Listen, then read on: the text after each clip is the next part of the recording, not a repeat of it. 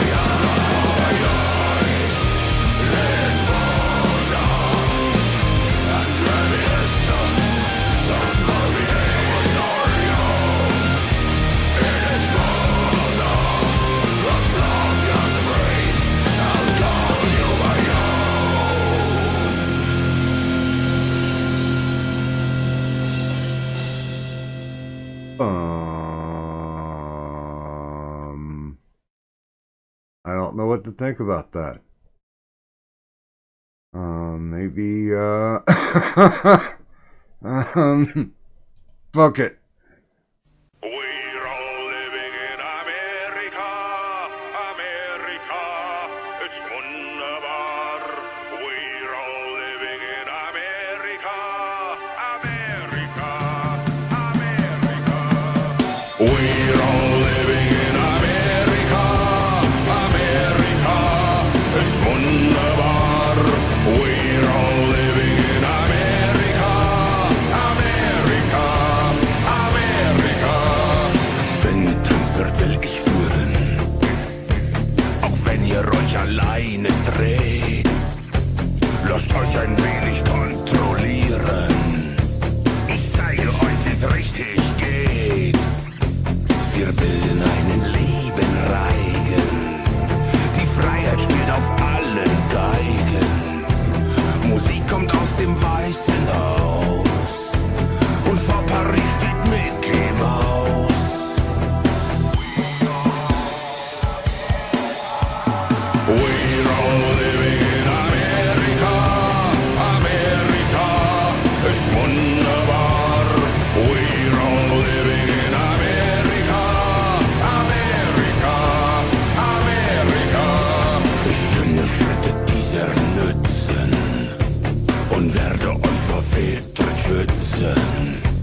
Und wer nicht tanzen will am Schluss, weiß noch nicht, dass er tanzen muss.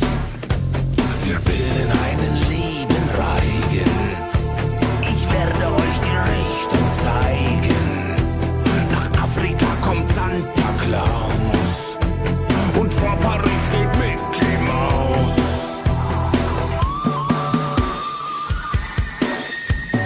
We're all living in America. America ist wunderbar. We're all living in America. America, America. We're all living in America. Coca-Cola, wunderbar. We're all living in America. America, America. This is not a love song. This is not a love song. I don't speak my mother tongue. No, this is not a love song.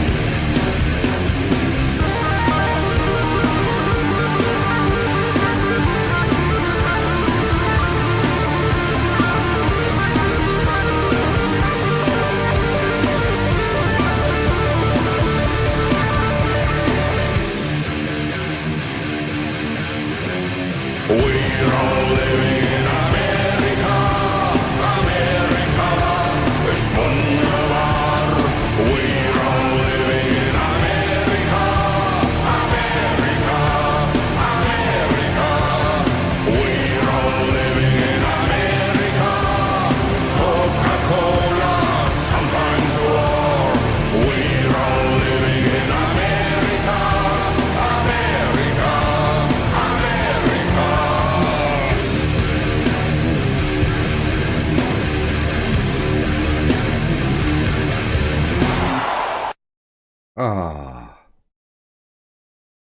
That's much better. Hey, everybody. Good morning. Now, we started off, we were talking about this last night. Folk metal. No idea what it was. So, started off the night with, if I don't pronounce it right, I don't think it really matters. Illuviti doing Ines Mona. Now, folk metal is apparently supposed to be a mix of heavy metal and folk music. Well, this band actually has two musicians, and one of them plays the hurdy-gurdy, which is, I think, pretty much as non-metal as you can get. And then this guy, I'm going to go ahead and no context tweet this because it deserves it. This guy plays the bagpipes. And in order to make the bagpipes metal, that's right. What you do is you put a goat skull on your bagpipes, and that makes it metal. Apparently. And then that's not how that works. That's not how any of this works.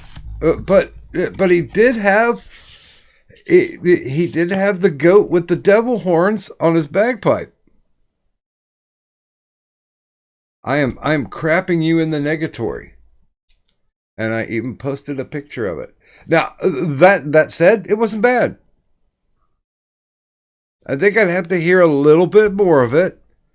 Bunny posted up several in the lobby soundtrack. And the one that I liked the most was the Illuviti. Illuviti. I don't know what the fuck it is, but you guys get it. Mm. So there's that one, and then I rounded it out. If I want to go a little bit of metal, modern metal, I just played America by Rammstein. See, I have a problem with people who only do who only play like Du Hast. Like Du Hast is like the only song that Rammstein has ever made, according to a shit ton of people. And I like America better. I like Fafry better. But, you know, I guess Du Hast is the one that sticks. Because, you know, you can hate.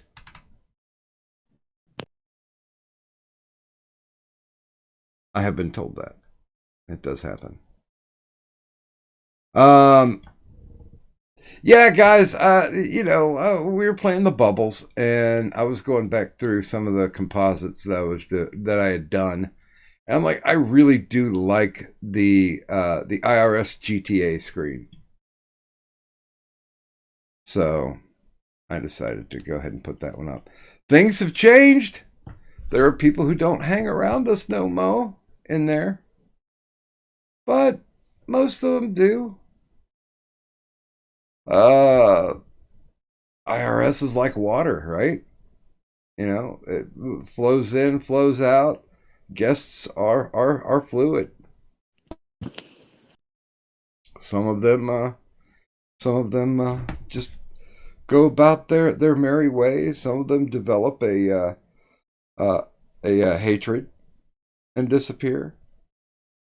But there's always, you know, not to follow a marketing strategy, but there's always somebody out there who can't sleep who's looking forward to taking a copping a squat around the drum circle of hippiness that is the IRS. Does that sound about right? Just about.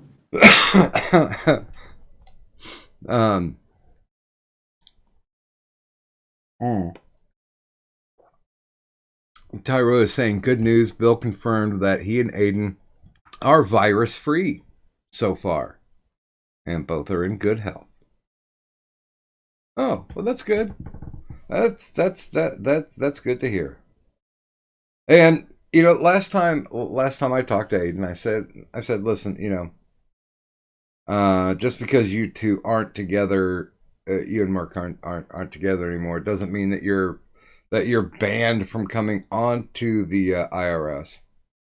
But you know, as far as it goes, it's just one of those levels of comfort, because I know there are people who don't get along with other people, and I'd like to believe that the IRS is still a chill place where, you know, you're not gearing up for war, or, you know, if nothing else, you know, some IBS, because good God,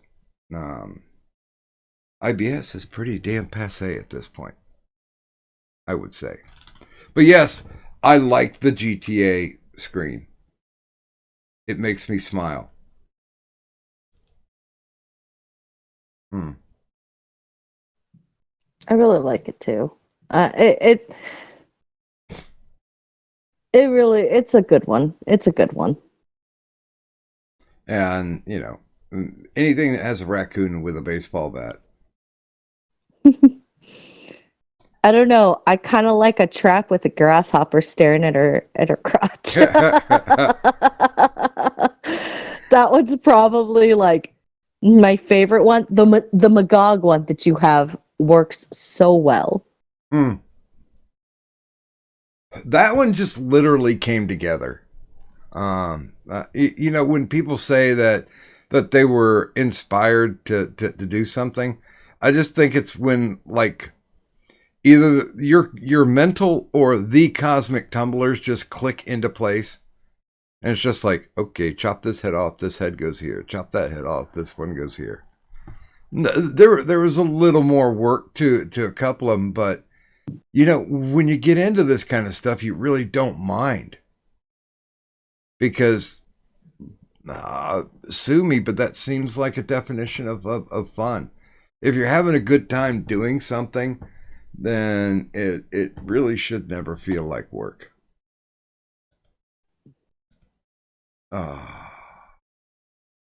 My brain went.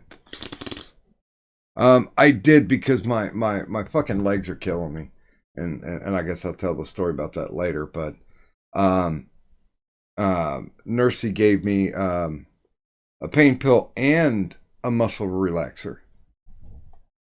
So we'll see how long that I roll on this. Well, I wish you the best of luck. Yeah. Oh, as my dog makes my phone crash to the fucking floor. And this is a hard tile floor. Am I still here? Can you hear me? Yeah. Oh, haha. Little shit. And I finally got the cats to fuck off and go away. They've been clustering around the legs of my office chair, and I'm like, you guys can't do that because it makes me paranoid because I don't want to roll over one of them. And White Cat turned into a demon today. Yeah. Did I? No, wait. I mentioned that. It happened yesterday, didn't it? Or did it? I don't think it. You mentioned it earlier today when you were talking to me. I mean, she was like hissing and growling, and I just basically kind of pushed him aside so the leg didn't roll over him, and she starts shrieking, and I haven't moved, and she starts shrieking, and Nursey's like, well, get up and get off her tail, and I'm like, I'm not on her tail. I'm looking down and I can see her clearly, and she is not under wheels. So I literally, to stop her, I scruffed her, and she stopped, and then I set her down past me, like close to the office door, and she proceeded to hiss and growl for like the next 2 hours. And I have no fucking clue what went on. And of course, Nursey got up and she's like, well, what's wrong with you? And she reached down to pet her, and the cat started growling at her. We have no idea what was happening. And Black Cat looked like deer in headlights. She didn't know what the hell was going on either. But a couple hours later, she was fine. And it's like, oh, thank God I'm getting away from these psycho cats. Holy fuck. Because the most discipline that I ever do is usually it's the squirt bottle, but if the cats are going really, really wild and starting to claw and shit, yeah, that's the point where you scruff them.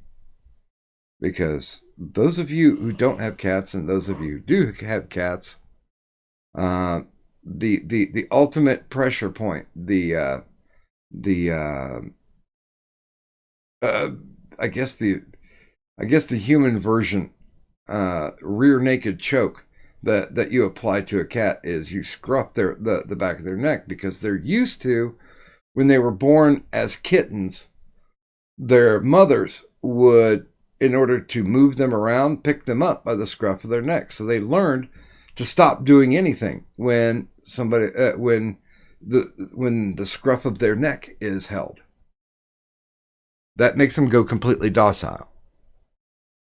Well, like 90% of the time. So, yeah, there's the little trick. So, if nothing else, I've spread along the majestic history of the pressure point and the kitty scruffing. Well, I guess both of them would be like pressure point, wouldn't they? I'm going to pack this smoke. And then I want to say some good mornings. So once we're done, What's up, bitches? So once we're done with the good mornings, I can just light up everybody. I hope these pills will kick in and kick in soon. Because good God, I got lightning running through my legs, like electroshock going through my calves. And have you ever had an itch on your legs that you can't scratch? But it feels itchy, and it doesn't make a difference if you try to scratch it. It really doesn't do any good because it's like inside, like under the muscle. Mm-hmm. Wow, there you go. Welcome to my world. Usually I get those itches in my foot. I fucking hate those the worst because, like, it does not matter how much I scratch the outside of my foot because the itch is inside. And it's just like, ah! I've had one of those kinds of itches, though, inside my mouth. And my mouth is, oddly enough, the only ticklish part of my body. The inside of your mouth. Mm-hmm. Like right behind my front teeth on the roof of my mouth. That is the only ticklish part of my body. Unless I like blow air out like with my lips like just lightly pressed together. Like I can slightly tickle my lips. That's about it. Other than that, it's just the roof of my mouth right behind my front teeth. Many people have tried. And in fact, they've tried before where like they've pissed me off and they're like, ha, see, you are ticklish. I'm like, no, you're literally digging your fingers into my fucking ribs. It hurts. Stop trying. You're pathetic at this. Do you not know what tickling means? Like, really? That's how people tickle, is you dig your fucking fingers in and try and jostle the ribs? Like, are you retarded or are you just stupid? Maybe some of column A, some of column B. Who does that, though? Who in their right fucking minds thinks that, haha, that's what tickles, is if I just fucking press in until it feels like I got a hold of your bones and then just fucking scrape along. That's a terrible way to tickle anybody. That's more like you're trying to rend into my flesh just so you can get to my, like, insides. You know what? I'm going to stop because I just got a whole different imagery with that. Yeah. Mm-hmm. It's funny. I'm not ticklish. And Nursey is she's hyper ticklish. And in the 12 years that we've been together, I have refused to even attempt to try and tickle her because it's one of those things. She said she didn't like it. Okay. But then again, I told her I didn't like the whole daddy thing and she still tried that shit. So maybe she does deserve just one tickle session before I leave. You know, a sweet revenge, so to speak. So, let's roll into this. Good morning, 3-4 Yoda. Good morning, Sir Dagsalot. Good morning, Green Thunder Demighty. Good morning, our goat, and two-time immortal Turish. Good morning, Troubled Turtle. Good morning, Sir Adamantine. I'm scrolling. Good morning, Buzz of the Hive. Good morning, Tyro. Good morning, Brad Young. And why don't I try it this way? Yeah, let's do it that way. I can scroll faster.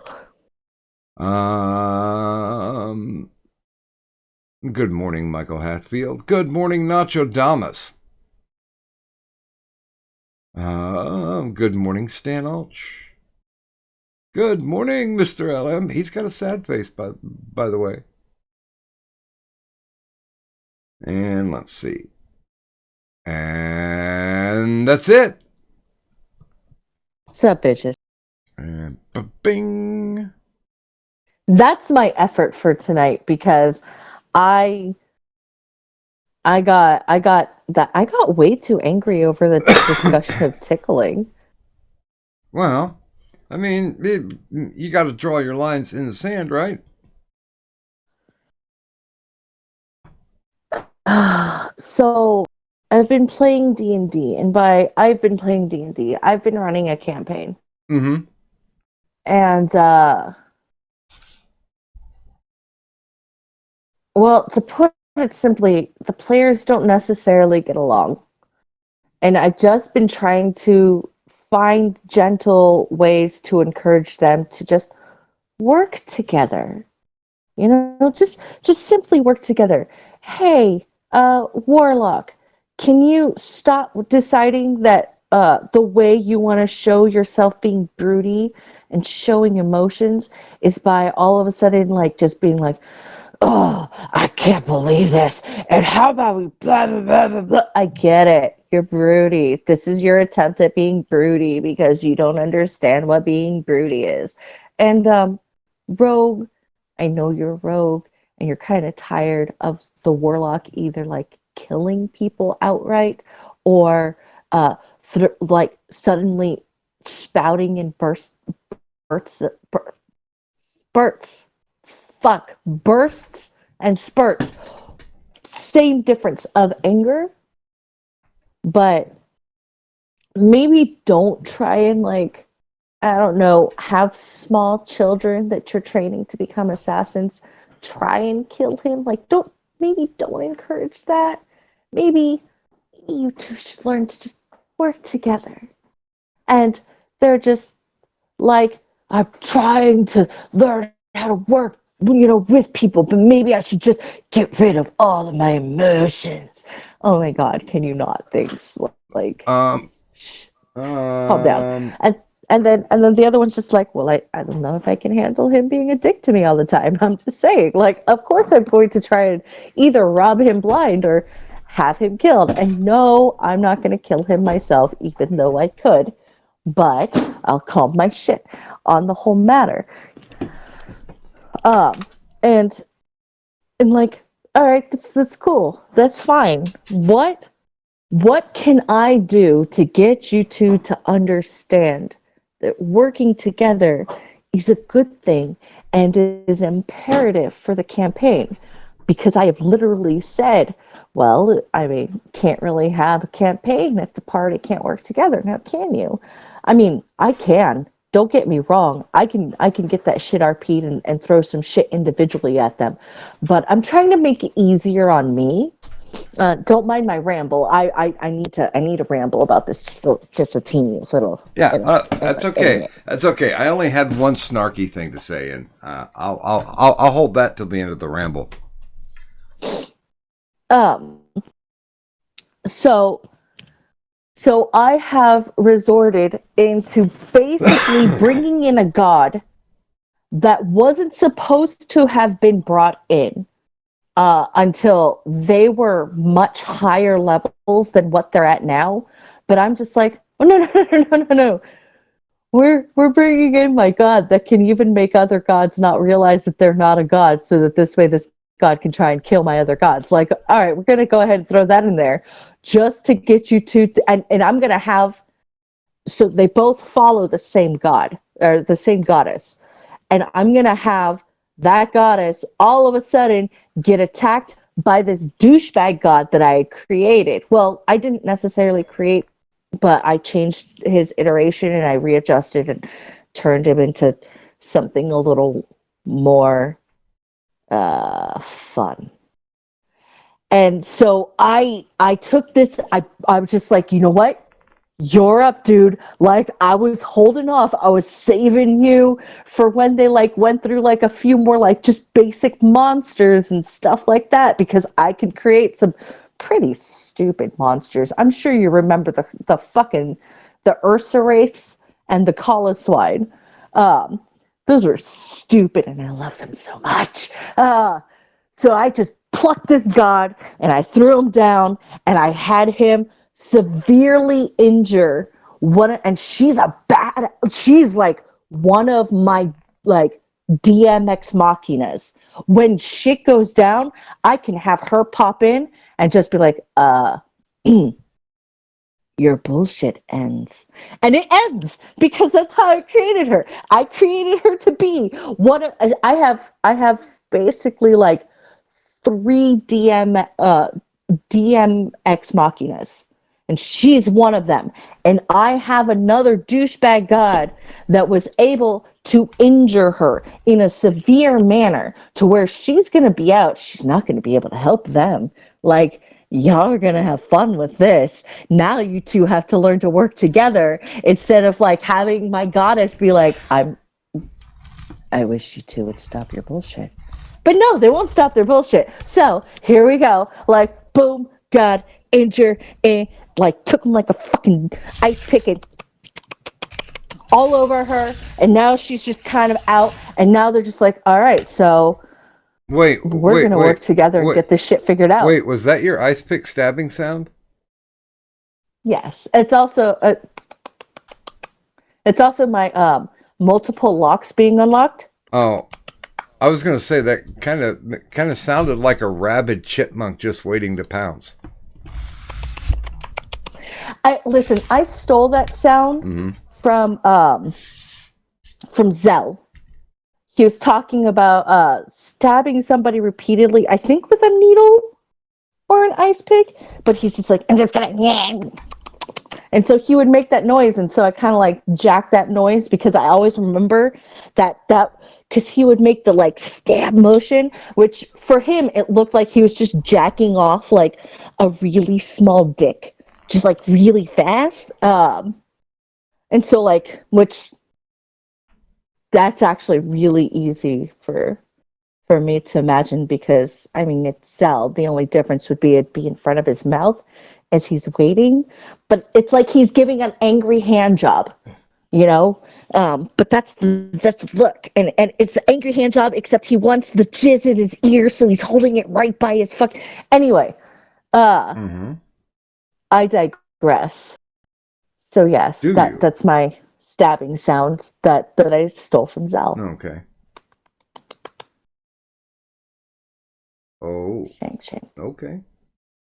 So what's your cunty comment, Doc? I was gonna say I hadn't played like D&D in about a decade, and I would like to have played, but I got kicked out of the group. That I you didn't get kicked out. The campaign had ended, and you had shown during the entirety of the campaign that you weren't really interested in playing in the first place. So I was playing my character, for God's sake. When a new campaign started up, it's not about your character necessarily. It's about the other commentary that you would make above board. I don't think you remember that, which is fine.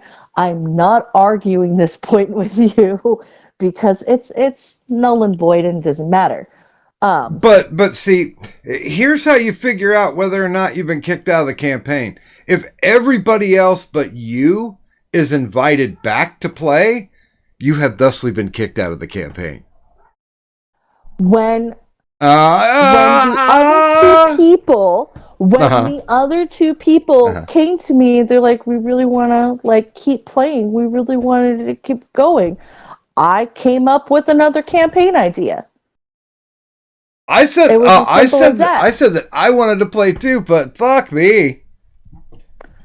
You had said, and again, this was a while back, but you're like, well, I just don't really get it, and blah blah blah. And again, it was more about your above board comments during the game versus the way you were playing your character, because it would have just been as simple as me being like, well, yeah, you can come back. I need you to play a different character because that one wasn't really mixing well. It was as simple as that. It was all your above board comments where you would like snap, where you would bitch about, this is a stupid system. I don't understand it. It doesn't make any sense. You know, like this world, like I don't understand, like what the fuck is going on with the world and blah blah blah. And you no. Like it that. was all. You would. It was all. It was all about the mechanics. I didn't understand the mechanics. It was not all about the mechanics. No, it was not all about the mechanics, because there was one point where I explained to you guys, because you had asked, or not you, but somebody had asked if the trees, if the forest you guys were in was magical. I'm like, none of you are sensing any magic in here. And then all of a sudden, like something with an arrow being shot, or bears, or the Ursa Wraiths. There was something that had happened, and you're like, wait, but I thought you said it wasn't magical. Either this is magical, or you don't know what the fuck you're doing. Never said that.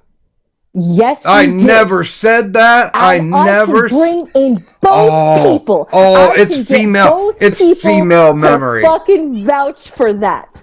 I can get both people to fucking vouch for that. You Why get 'em. do you think You get 'em. you don't remember? But I started fast forwarding. I would not let you guys go play day to day. I was like, all right, you guys traveled about a week.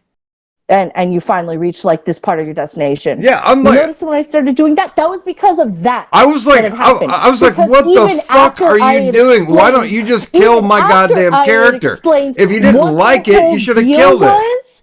Even after I had explained what the whole deal was, like, it was still one of those moments where when you said that, and again, I have 2 other people that you can go and ask, did I ever say anything like this? They will tell you, well, actually, yeah, Doc, you did. Because you did. No, I did bitch. No, I did but bitch. You did. I did bitch too much about the system because I didn't understand it. And I was having a hard time. And then you guys come back to me later on and said, oh, well, you know that place where you rolled up your character? Well, that thing was fucked up. You should have never rolled it there.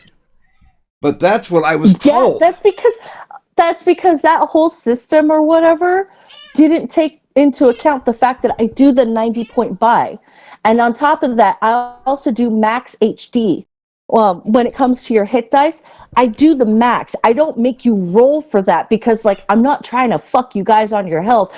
I build some beefy fucking things. And so, like, that whole system or whatever, it's better to just do it and write out the numbers and write out your own character sheet rather than trying to, like, put all this information into a system and let it random roll for you, because that's bullshit. That's bullshit. I do a homebrew, systems like that don't work. You guys, I don't blame you for you. You guys were hardcore pushing me to do it, and I had to get my character sheet done within like a fucking half hour.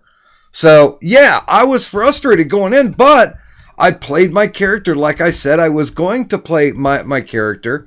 And you guys really, really hated the fact that I chose a certain form of Asperger's. And you guys did not like that at all. But he always contributed. He always contributed. It was not about your character. And again, one of the big defining moments, other than you regularly bitching about the way the system works, but one of the big defining moments was when you would continue to kind of like make little remarks and shit. Like, mind you, you wouldn't even say this stuff to me. You would just say it. You would start arguing with one of the other players about how, like, basically the world sucks. Like, that's what you were doing. You literally shat on my campaign in front of me without actually telling it to me and saying, like, I'm not really having a good time, or like, I'm just having trouble with this and that. You seem so adamant to just kind of shit all over my campaign without actually telling me that you're not having a good time with my campaign.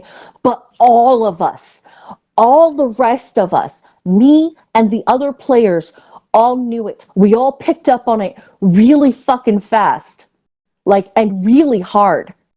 And it was one of those moments where I'm just like, all right, let's get this through. And you know how I used to DM you and be like, are you having a good time with this campaign? Because it doesn't seem like you're. And you tell me, oh yeah, no, I'm having a blast. I'm having a blast. And I'm just like, the reason why I would continue to ask that is because every single session, there was always something. And it always felt like you were not having a good time. That brought down everybody else. And in fact, like, it mostly just affected me, because I was like, well, I was the one who invited him in, and I thought this was something he wanted, and he's not having a good time, so I'm doing a bad job, because I take this shit, and I know it's dumb, but I take it personally, because this is my world. Well, and like, and this is that's, I crafted this thing from the barest of bones, the smallest of inspirations, and built it into this world. And I just wanted people to come in and be able to enjoy and have fun. And it felt like you came in, and I know you were rushed. I know you wound up using a stupid system that kind of fucked you over. Not your fault. It was the one that was offered, because the other person didn't realize that that's a shit system for homebrew games. And so I understood, like, if you had felt rushed in that moment. But from that point forward, and basically every single session, except for like a couple here and there, but every single session, it just felt like you were slogging through for the sake of me. And I hate that feeling. and so I absolutely hated it. and so And that so when that's the reason why you kicked me out of the campaign. I didn't kick you out of the campaign. This is why, when the other two kept telling me they wanted more of a campaign, they wanted to keep going with another campaign, they wanted to keep playing and all this jazz, and you didn't say anything afterwards. You didn't. I did. I said, hey, okay, this module, you sped through it. Apparently, shit wasn't working out. We weren't gelling. So, okay, I'm ready for the next one. Let's see if we've got a better system instead of this speed roll shit that I did, which befuddled me. And I'm an old man, so I can use the word befuddled. I'm like, let's try something later. And you guys just went off and did your own thing. So I'm like, all right, that door's closed. So I didn't feel too good about it, but you know what? You justified your actions. And you said, well, I didn't think that you were having a good time. So, that's the reason why we just continued on. And I'm like, all right, cool. No, I'm good with that. No, I let you know, because I let you know, like, no, this campaign's ending. I'm ending this campaign, and I sped through it, and I let you know that, and you're like, oh, well, like like. Well, I did protest at that time. I'm having a good time and all this jazz. Protest. And I was, because it takes a long time for people to get their characters, figure out how the puzzle pieces fit together. And it's just like, I felt like you shrugged and said, well, fuck this. And then it's like, okay, it takes 7 days back and you guys are there. I'm like, really? I'm just like, I okay, because I knew eventually there would be some type of gel. It was kind of happening between myself and Watch's character. Not so much. It was going to be a hard sell between myself and Anti. That one was going to take time, because he has a violence dynamic built into his character, which mine doesn't. Mine's more. That's so there wound up being a really good dynamic between Watch's and Anti's character, just fine. And oddly enough, it had you know who the most violent character wound up being? Watch's.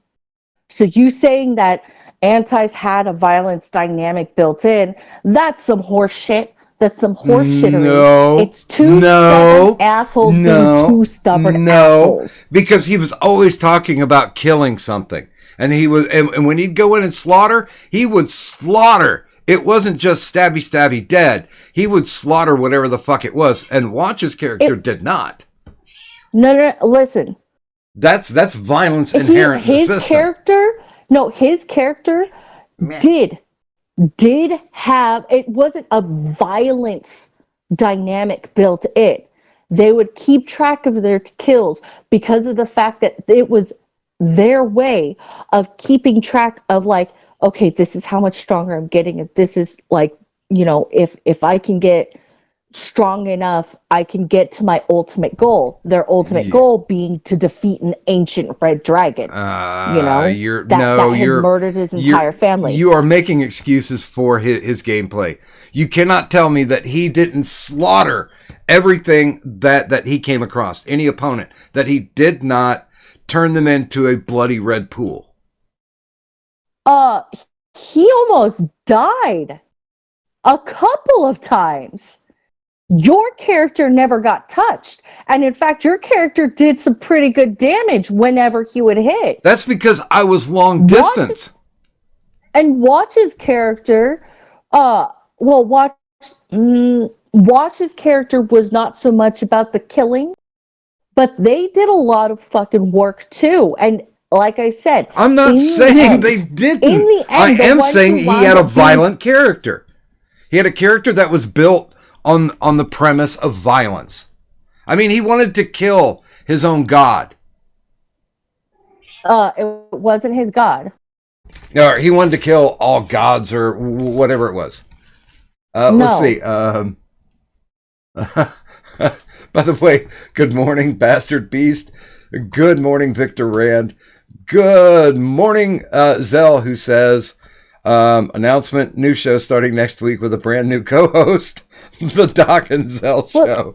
Zell, get in here now. Just go ahead. Tag out now, because apparently me continuing to try to explain something. You know what? You going to be insisted as you got kicked out of a campaign. The campaign ended. That was it. That's not you getting kicked out of a campaign. That was the campaign came to close. Did the other players continue on? No actual true interest. Did the other players continue on? They both approached me. I approached you and said I would like to play, but I know I'm going to have to get another character. They both approached me. Oh my God. They both approached me repeatedly. I'm going to keep repeating myself until I can actually finish what I'm saying. They both approached me repeatedly saying, hey, listen, like, I know this campaign's ending, like that's fine, like, but we still want to keep playing. We keep wanting doing another campaign. And I'm like, somebody run it then. I'm not doing it. No, we like what you're doing. We want it to be in your world. No, I'm done trying to run a campaign. I was told I obviously don't know what the fuck I'm doing by one of the people that I respect as a father. Oh, dig that in, female. Dig that in. Spirit to a degree. Good so God. I was done, and I told you I was done trying to run. They would not let me not run. They were both like, well, we can try and figure something out, like, and maybe you can just play for a little bit. Maybe we can each take turns switching off, and blah blah blah blah blah. You said one thing to me once when I let you know I'm ending the campaign and this is it. You said one thing to me once, and that was it. Both of them kept pushing, kept pressing. It wasn't that you were kicked out of the campaign. It was they showed an inherent interest. You did not. I was given the impression from yourself that you did not want me in a campaign. After that. Doc, can I throw out a suggestion as a disinterested third party? Okay. Try sex. Try what? Try sex. Once again, it skipped. I didn't. Try sex. Oh no! Good God, no! Doc's gonna break a hip if he tries to have sex. Fuck that! I'm in good shape. This is the most virginal conversation I've ever heard of Antoine, besides Antoine speaking. By the way, good morning, Watch. Good morning. Hi, Watch. And I like D&D. Goddammit. Oh well, I love me to play. I love D&D, but I would. I've been here for 20 minutes and there's no fucking good morning, Sir Adamantine. What the fuck is that? Good morning, Addie. Good morning, Hi, Addie. But good morning, I will just say from my perspective, I was given the frost that I would not be welcome. I mentioned it once. And then it just seemed like, yeah, no, we don't want him in it. So I didn't press. Dude, sometimes you gotta press because I think you got a not a correct impression. I felt Because it was felt fun unwelcome. having you there. I wanted you to interact more. Yeah, but that wasn't my character. It had Asperger's. It had social. What is it? Social. Dude, interact with the side of a tree. Interact with a fish. Interact with the clouds. I'm not saying you gotta talk to us. I'm just saying you were a turret. Dude, I was around collecting rocks. I made bags for people. I mean, I did interact in the world. My biggest problem was I was getting flustered and frustrated and befuddled because of the system. I was having a lot of trouble with the system. Yes. Watch, you and I had this discussion before, and he's not going to bend. He's not going to. Okay. I'm just saying, it's not that you were unwelcome, Doc. You were fun to have around as a person. Character was basically a turret. I even in private time between Cadet and I apologized because I'm like, it seems like I ruined the campaign that you wanted to do. Bro, I'm not asking you for some kind of apology. I'm just saying that it's not that you're unwelcome. That's what I was trying to say. Is you were never unwelcome in the game. I never got that impression. As soon as she clicked into, okay, we're gonna make it back mode, I'm like, oh fuck, this is done for me then. Oh no, dude. Being told, in the middle, during a game, and not even me being told, you yelling at somebody else, saying, either this forest has magic or she just doesn't know what the fuck she's doing. Being told I don't remember ever saying that. Can kill somebody's drive to be like, all right, no, let's keep going. Each moment, each day, let's continue to let this build. No, I'm gonna fucking fast forward through that shit. Because why? Why would I continue to drag you through something you obviously don't want to do? I fast forward shit all the time just because. And that to me was not obvious until you started fast forwarding. There goes Addy. By the way, good morning to Lo-Fi in the chat. It may be time for a subject change, Doc. Yeah, I mean, I just wanted to clear out the fact that I still would like to play, but I won't go into a place where, and Cadet and I are still going to be friends after this, but I won't go into a place which would make anybody else uncomfortable for me to be there, because the character that I played, I don't think anybody really liked it, but that doesn't mean I haven't played a plethora of characters through D&D, and all of them have been incredibly different. I'll be the odd man out on this. I didn't like Hype. I'm gonna be honest with you. I don't fucking like Hype because he just wasn't a character. He was punchlines and a turret. Admittedly, he was a turret, but I didn't fucking like Hype, man. Tossing him the Asperger's thing fucking destroyed him as a character. But that's what he was. He couldn't socially interact. That's why he was making stuff for people and doing things for them and not having a lot of eye contact. Yeah, no, I get the eye contact thing. I get the random making shit thing. I did that. I did that to the point of frustration for other people, apparently.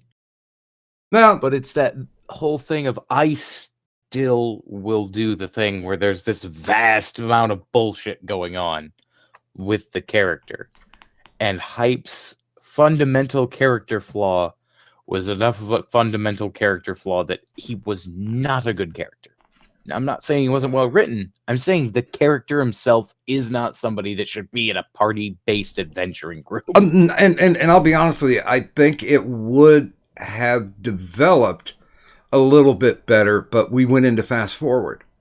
And I'm not blaming this on Cadunt because it's my fault that the campaign went into fast forward.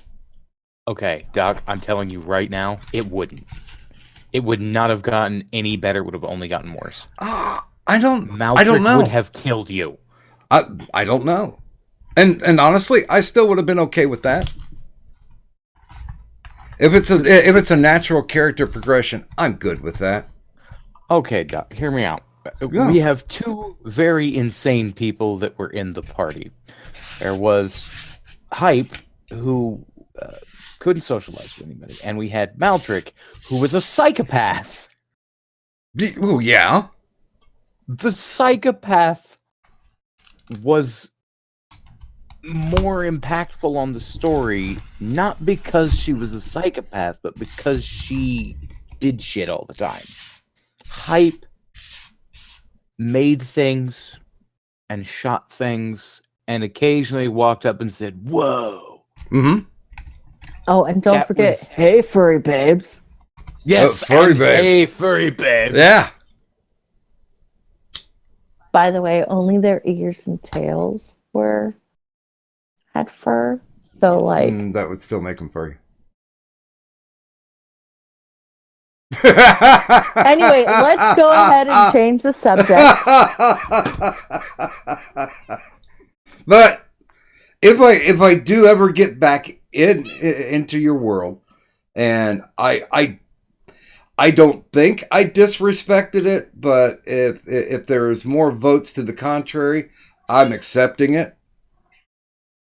I honestly don't think I'll ever be invited back in, but I'm always willing and looking forward to it. Okay, Doc. If you play D&D again, do 5th edition. Right. And I'm going to tell you why. Because there's a website you can go to called D&D Beyond, where 90% of everything is calculated automatically. Yeah, I've got that, but it's like when I would DM, I had personal preference too. There are things that I want to do. Now, back when I was playing, it wasn't called homebrew. It was just, okay, you've got the rules and you're the DM, so you're the god of the world. This is how you're going to bend the rules. Yeah. I mean, I'm completely okay with that, but it just all depends on I don't know. Stalvin was talking about running a campaign, and I don't know what edition that he's going to run in, but yeah, we'll find out. I'm just saying, Doc, you'd do better in 5th than you would in 3.5. It's. I needed. You. Honestly, I needed a 101. I think on 3.5. Yeah, I needed a study for it. Well, so that's my fault. 5th edition is. You know what? No, I'm not getting sucked into. We were supposed to change the subject because people don't care. Okay. And we're here to entertain the people. Well, just one last thing. God, no, bad watch. No, bad. Bad. No. Stop. Down, boy. Down. I have to say the last thing about it. Out of all of them, I fucking hate 5th edition, but it is the simplest format. Everything's streamlined. That's all I wanted to say. I just want to learn what it is before I jump into it, because I was drowning. I was drowning in the fucking deep end. Yeah. Besides that, Tyro, I play 2.0. I DM in 2.0, and I think there's more than one person who has shat upon that, including one who's here in the stream with me. But yeah, I mean, you got to adapt, you got to change, but good God, it takes a while to teach this old dog the new tricks. Wow. Fuck Thaco. Yeah, fuck Thaco. Thaco rules! Actually said the phrase anime, please. All right, so let's talk about anime. All right, which anime? I'll talk about one of my adventures today. Okay, what was your adventure today? Well, the trash had to go out today. And so the kid actually, even though I've been told can't establish a routine for certain reasons, the kid will take out the garbage like late at night, like early Thursday morning, and put it out in the back alley. And we have difficulty with people stealing our fucking waste wheelers all the time. They steal them. And so the landlord ordered another garbage can. So we have a garbage can up in the front. So since we live in the front of the ghetto mansion, and they will, they'll not fuck with it. Now people will walk by and throw garbage into it, but not like bags of garbage. Mm-hmm. So we're good with that.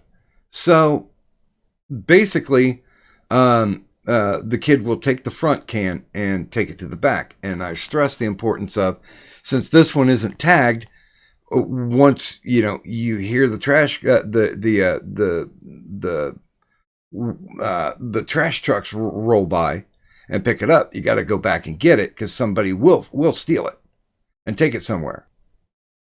And I went back to get it because I heard the trash trucks. I went back to get it, and our other can was gone. Now, keep in mind, I took road marker, the yellow shit that like the Department of Transportation uses to mark highways. I had a can of that, and I marked the shit out of this thing. I put our address on the front of it, on both sides of it. I even was sneaky enough to put it on the inside of the lid. And it was gone. It wasn't there. But the landlord who takes care of the houses that are across from the on the opposite side of the alley was there. And he was spray painting shit on the cans. He's like, "Oh, people keep stealing these cans. I tried to mark it with this black paint, and that just didn't seem to do any good." And I was like, "No, you have to mark it with something that's bright, like a white or a yellow or a gold or a silver, something that makes it stick out. So they'll want less opportunity to fuck with it." And the people across the way keep stealing our can all the time.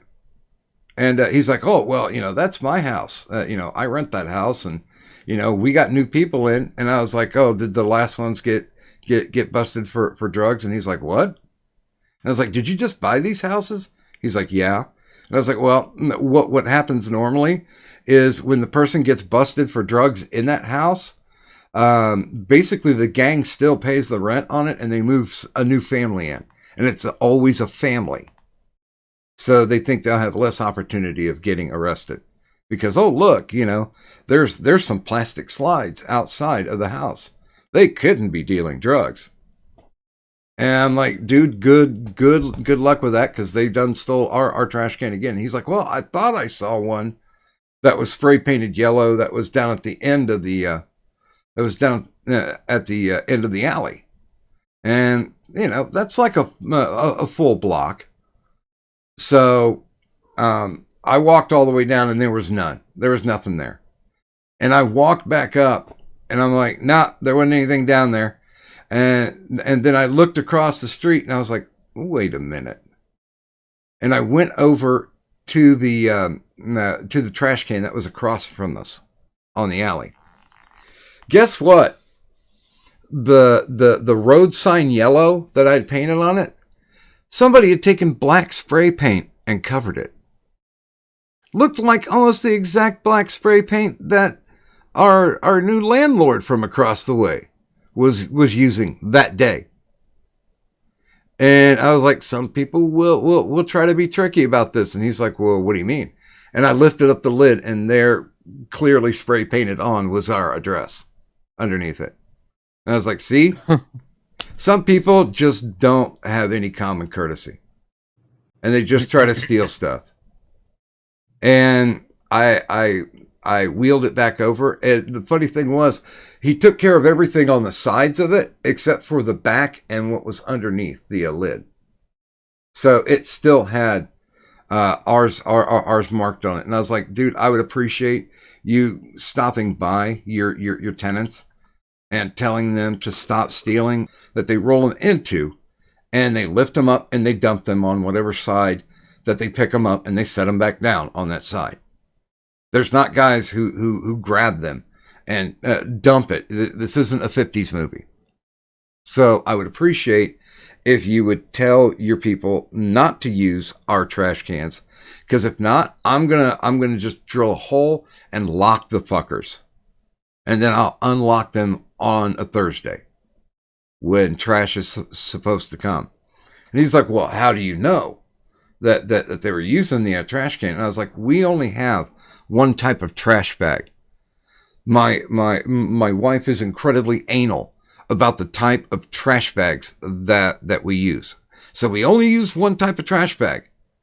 And the last time we opened it up to throw trash back there was another bag. He's like, well, you couldn't tell that it was the tenants. And I was like, well, you can when you rip it open and you find a letter that's addressed to that house. So I was trying to be as polite as possible, but it's just like, you really do need to call these people on their shit, or you're going to end up getting fucked over too. Because if they'll steal trash cans, something as lowly as stealing trash cans, they're going to fuck up your residents there. I mean, should you, right? So yeah, doing all that walking, my legs are on fucking fire. Kadun.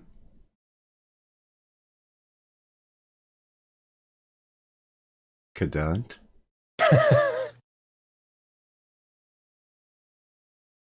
Kadun, did we lose you with trash can talk? No, I think she might be brewing still. Kadunti, come back to us, darling.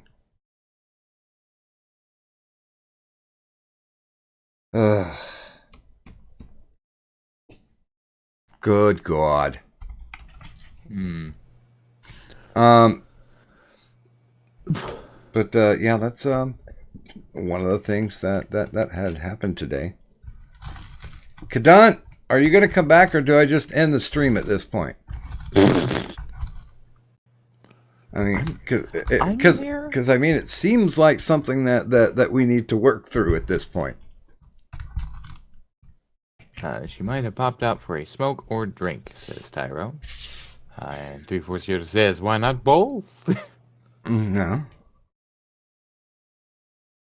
I mean, that would work, Beast. If Doug had approached the situation wearing like neon pink hot pants, I'm pretty sure the guy would have been like, you know what? I'll make sure.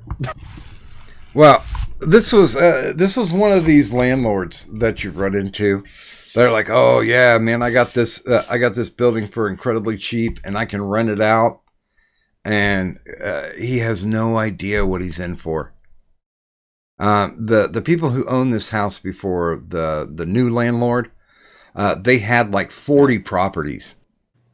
Mm-hmm. And they cherished us because we were like, hey, there was a problem with the partition that's around the bathtub. The caulking is so old that it's gone. If you can get us, I got a caulking gun. If you can get me 100% silicon caulk, I will go ahead and I'll re-caulk the tub. I don't have any problem with that. And they're like, really? I'm like, yeah.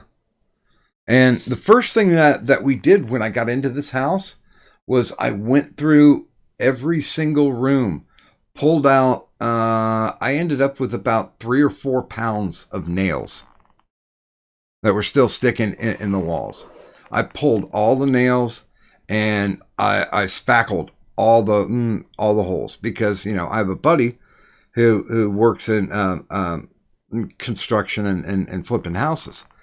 And I'm like, hey, do you still have like a big tub of mud that I can dip into?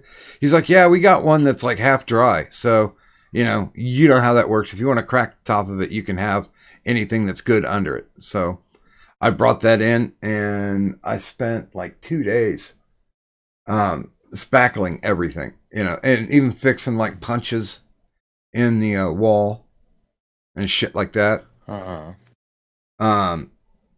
And they were just like, oh my God bless you. You're actually making improvements. Because like the people who lived here before us, they were meth heads and they got the power got turned off. And they got evicted like within 30 days of not paying their rent. But of course, as you can work it, they got an additional 90 days out of it until the sheriffs came. But they had no power. They had no gas. And so they built a bonfire in the middle of the front room out of like one of those concave big hibachi things. Yeah. And like the whole fucking place, all the ceilings in it were like blackened, were like charred. And we cleared all that shit up. I'm just saying, I think you lost out on an opportunity to have an indoor hibachi like fireplace. Well, that sounds tight. I'm just saying. Well, there is a fireplace there, but in the city of Dayton, they passed an ordinance back in the 60s that said you're no longer within city limits allowed to have a working fireplace. And it's like, what the fuck is up with that? That sounds like some major horseshit. I think it was to make sure that gas companies could hook up. No, but that's still like, then it should have been you have a working gas fireplace if they really wanted to like monopolize it in that way. I think part of the thing was to make sure that the gas company, got a solid foothold. The other part, I think it's because that there are stupid people who don't know how to treat an actual wood burning fire, and shit burns down. Of course, around here, shit burns down because your neighbor doesn't like you, or you parked in their parking space. Or they used too much meth and their basement exploded. Well, yeah, but you gotta. Or they used too much meth and they were trying to burn away the shadow people that were hiding in your house. Yeah, them shadow people are a real problem. One of the people who lived here, when he would tweak, one of his favorite things to do was go around and set fires. So there are like several houses on this block that he burned down. You know what though? I'm just saying, like, I don't need to tweak to understand the desire to set fires. Well, because I like fire. That's probably one of my favorite things for the wintertime. Sorry. Is just like going and getting some wood and like throwing it in the fireplace or in the fire pit that I have in my backyard. Like, just and then I'll collect, the junk mail, how you'll get like junk mail of like, oh, here are these stupid coupons of places you're probably never going to go to, but hey, I like to keep those and crumple them up. I'll keep like bits of cardboard from like ramen and shit like that, and I'll build myself like nice fires. It's glorious. Mm-hmm. Yeah, I mean, we have a fireplace here. But they bricked out the flue, so it's completely unusable. But good God, man, would I have loved to have got that going? I had such things imagined in my head that we could do with this place. It's really kind of sad that we didn't. We had every opportunity because the landlords were like, "Yeah, go wild. You know, if you wanna, install a new bathroom sink, great. You tell us how much you paid. We'll take it off your rent." Nice. I was the only one who wanted to do anything that was even semi in industrious, so that kind of shit the bed. By the way, good morning to Fat Andy. Hi, Fat Andy. And honestly, when I looked over to the chat, Stan Alt said Michigan has beautiful country for hunting and fishing. I thought it said hunting and fisting. Why not both? Apparently the pills are starting to kick in. Good. I'm happy about that now. What Hunting and fisting. This would be the perfect time to have Addy in here, but he left. One of my favorite things was when I used to live in Blythe. If you don't know where that is, you're lucky. It's a whole lot of nothing. I don't know if it's still a whole lot of nothing, but as far as I'm concerned, it was a whole lot of nothing. But there used to be, like, you know those wood pallets? Mm-hmm. So there was this place that had a bunch of, like, the old ones that were kind of, like, rotted and, you know, not really of much use because they'd been left out and stuff like that. And me and my boyfriend at the time would go and collect them, and then we would just pile them up on top of each other in the fire pit that we had. We created it. Like, we just took a bunch of bricks and rocks, dug a hole in the fucking backyard, and we would have these massive bonfires, and it was just so fucking glorious. And the way those things would pop because, like, all the bugs that were inside. Oh yeah, the meth heads built a fire pit out here, which is illegal, but who the hell's going to come down and bust them on it? But yeah, there's and now there's, like, you know, melted beer bottles and beer cans and whatever was seemingly big enough to throw there. So now it's becoming kind of like a garbage pile. So that's pretty awesome. Oh, the one thing I forgot to say, they have a new car. They have a brand new car, and they're living in this part of the city. And Does it actually work, or is it one of the yard cars? no, it works. It's clean. It's got new tags on it. It's probably only maybe about 2-3 years old.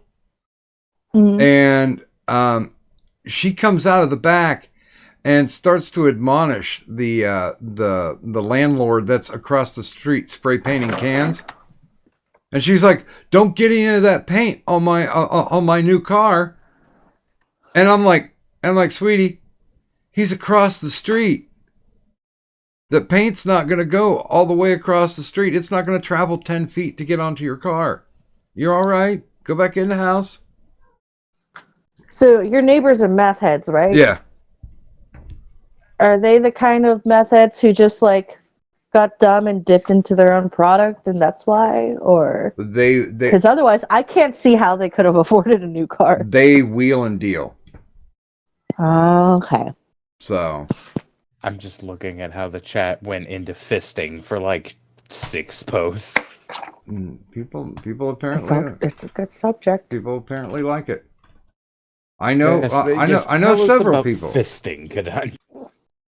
Go ahead. I know several people who are into it. Into fisting? Oh yeah. But why though? Don't kink shame. Honestly, It's not kink shaming. It's a genuine concern for health. You know what's fucked up? Well, Doc, go ahead and say what you're going to say. I was just gonna say, I know quite a few people who are into it, and I've been more than happy to help with that if that's something that they were really into. You mean something that they wanted Yeah. to be into them? Oh yeah. Here, I'll Yeah. They wanted you to fist them in the uterus. I get you. I'll go ahead and Punch him. Yeah, punch that queef box. Thank you, Victor Rand. I'll go ahead No, and, you know do a what's- no context tweet. No, one of the fuck things is the people that I've known who have preferred fisting the most were gay men. And I mean like receiving, not necessarily giving, but probably also giving. But like they're the ones that I've some of the gay men that I've talked to, like they've talked very, very fondly of getting fisted and how fisting is probably one of their favorite things. I don't get it. Like that's breaking things. Like I dude, feel like that's how people get prolapsed anuses. That is how people get prolapsed anuses. well, and honestly, there was a time, like this is in my teen years, the first time I ever was requested to fist a female, and I was like, this looks like this is gonna be uncomfortable. And she's like, you know what? Eventually, a baby's gonna come out of there, so I'll get used to it. And I'm like, all right, here we go. Yes, 3/4. I did watch AP stream tonight. It was entertaining as AP usually is. Although I don't know if Addie's still around, but he put forth the theory because I'll be honest with you, I'm tired of seeing streams about Dark Ninja. The old Warhol saying, everybody is popular and gets their 15 minutes. He's been given he's been given a John Jakes miniseries, for Christ's sake, for the amount of time that he's been on. And my complaint was he's a one note. He doesn't do any type of gimmick differently. He does the same thing over and over and over and over again. And he repeats it. You could literally take the blueprint from any show that he's been on, and it's the exact same thing. And Addie put forward Dark Ninja greater than D&D. And Addie, you can drop back in. Addie put forward that everybody, regardless of how talented people may think they are, they're one note wonders. That everybody is a one noter, and I can't agree with that. I can't agree that Percocet gives you cottonmouth though. Fuck. Good God, if I had teeth in it, they'd be sticking to it. But yeah, Well, what does he mean by that though? Like, because I'm curious. I know that there's plenty of people who, like you said, like with Dark Ninja or with certain other, wrestlers, can only really do one thing, or that's their whole deal. Like that's their entire gimmick. Yeah. And it's funny because AP tonight broke out his IBS gimmick because he really did want to kumite Dark Ninja. But Dark Ninja was doing the exact same shit that he did before, and literally AP lost the will to kumite him. Okay, Addie, can you explain better what we were talking about? Can you clarify what you were talking about, just to be sure? When you were saying that it's essentially everybody on YouTube is a one note. Well, what I was saying is whether it be, say, you or Pickle or Trippy or bigger ones like Warski or Medicare or I'm not trying to say I'm special. throw me in there too. You can pretty much predict what our streams will be. We're not artists. Let's be fair. Although I never would have called this D&D thing that happened tonight. That I'm highly disturbed by this. Dare I say, emotionally Abby, scarred. no! Don't bring it up! No! Change the subject! All I'm I- saying I is had- Thaco I- is I had legitimate. I had always assumed that Kadunk was much more sexually active than this conversation.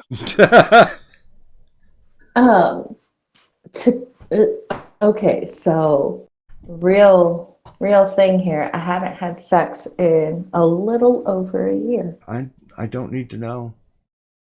And you don't need to know any of this stuff, but it's one of those where yeah, I'm detrimentally monogamous. There's nothing wrong with serial monogamy. Nothing wrong. Okay. Nothing wrong with it at all. Doc, if I give you a large enough Streamlabs, will you get everyone a room full of hookers and blow, please? This room, or the chat, or wait, what? I can give you a list. No, because when I'm dating somebody, and yeah, I mean, my teens, my 20s, my 30s were pretty fucking wild. But I did have a penchant to get into relationships, and when I would get into a formal dating relationship, I would cut out anybody else that I was seeing at the time. Same. That's just how I'm built. I was unraised by a father who was a complete and total whore. He would fuck anything that had a pair of tits and a slit. And so I always vowed that I would not be like him, because I saw the pain and angst that he put my mom through. And he legitimately strung my mom along for decades. And then finally, when my dad's third wife died, he and my mom got back together. And that was the fulfillment of her dream. I mean, people say it's wrong to talk ill of the dead, but I mean, we were pretty convinced that when mom went to the senior care home and he was supposed to join her, the reason why he didn't and still stayed at their house was so his girlfriend could come over and visit. So one of the things I've been debating about, though, just because over a year, like, of not having like sex, not that that's necessarily a bad thing, but I am I don't know, I'm one of those who's weirdly monogamous, but I've been debating about trying out poly. Oh, Which I know most of the time never works. Never. But that's only because lack of communication is one of the biggest issues, and lack of respect is one of the biggest issues. So I don't know. It's just something I've been debating on. It's not something I'm actually doing yet. I was gonna say I was involved in one poly relationship. One woman, 3 guys, and her explanation was, well, you do this for me, and he does this for me, and and number 3 does this for me. And I just got to the point where I'm like, you selfish bitch. I was like 40. I was in my early 40s, and she was like 22, I think. And I'm just like, listen, you're going to need to get to the point where you have to have somebody that's going to have your back. that is going to have flaws and you're going to love them despite that. And if you just try to basically pick and choose, oh, well, I like this about you, but you can't do all those other things that I don't like, you're destined to fail. And I know later on, she actually moved into a polyamorous relationship with one of the three, because two of us just kind of walked away. The third one she moved in with, who was married. And they did their little triangle trio kind of deal. And I don't know if it still works. Honestly, I haven't talked to her in many years. See, this is the deal though. Like, I don't. When it's one person with like a number of, say it's like her, where it's one girl with multiple guys, I don't count that as being poly. I count that as, she wanted one guy who would eat her out. She wanted one guy who would fuck her pussy, and she wanted one guy who wanted to fuck her ass. Like that kind of deal. Or whatever it was. Like it I don't count that as necessarily being poly. That's basically just I want to fuck around, which a lot of people automatically assume is what poly is. Actual poly tends to be more of, well, I kind of want to be in a relationship with this person. Well, that person is in a relationship with that person. And it tends to be, when it's communicated the right way. By the way, probably one of the main reasons why I've never actually gotten myself into a poly is because it seems like way too much complications, way too many chefs in the kitchen.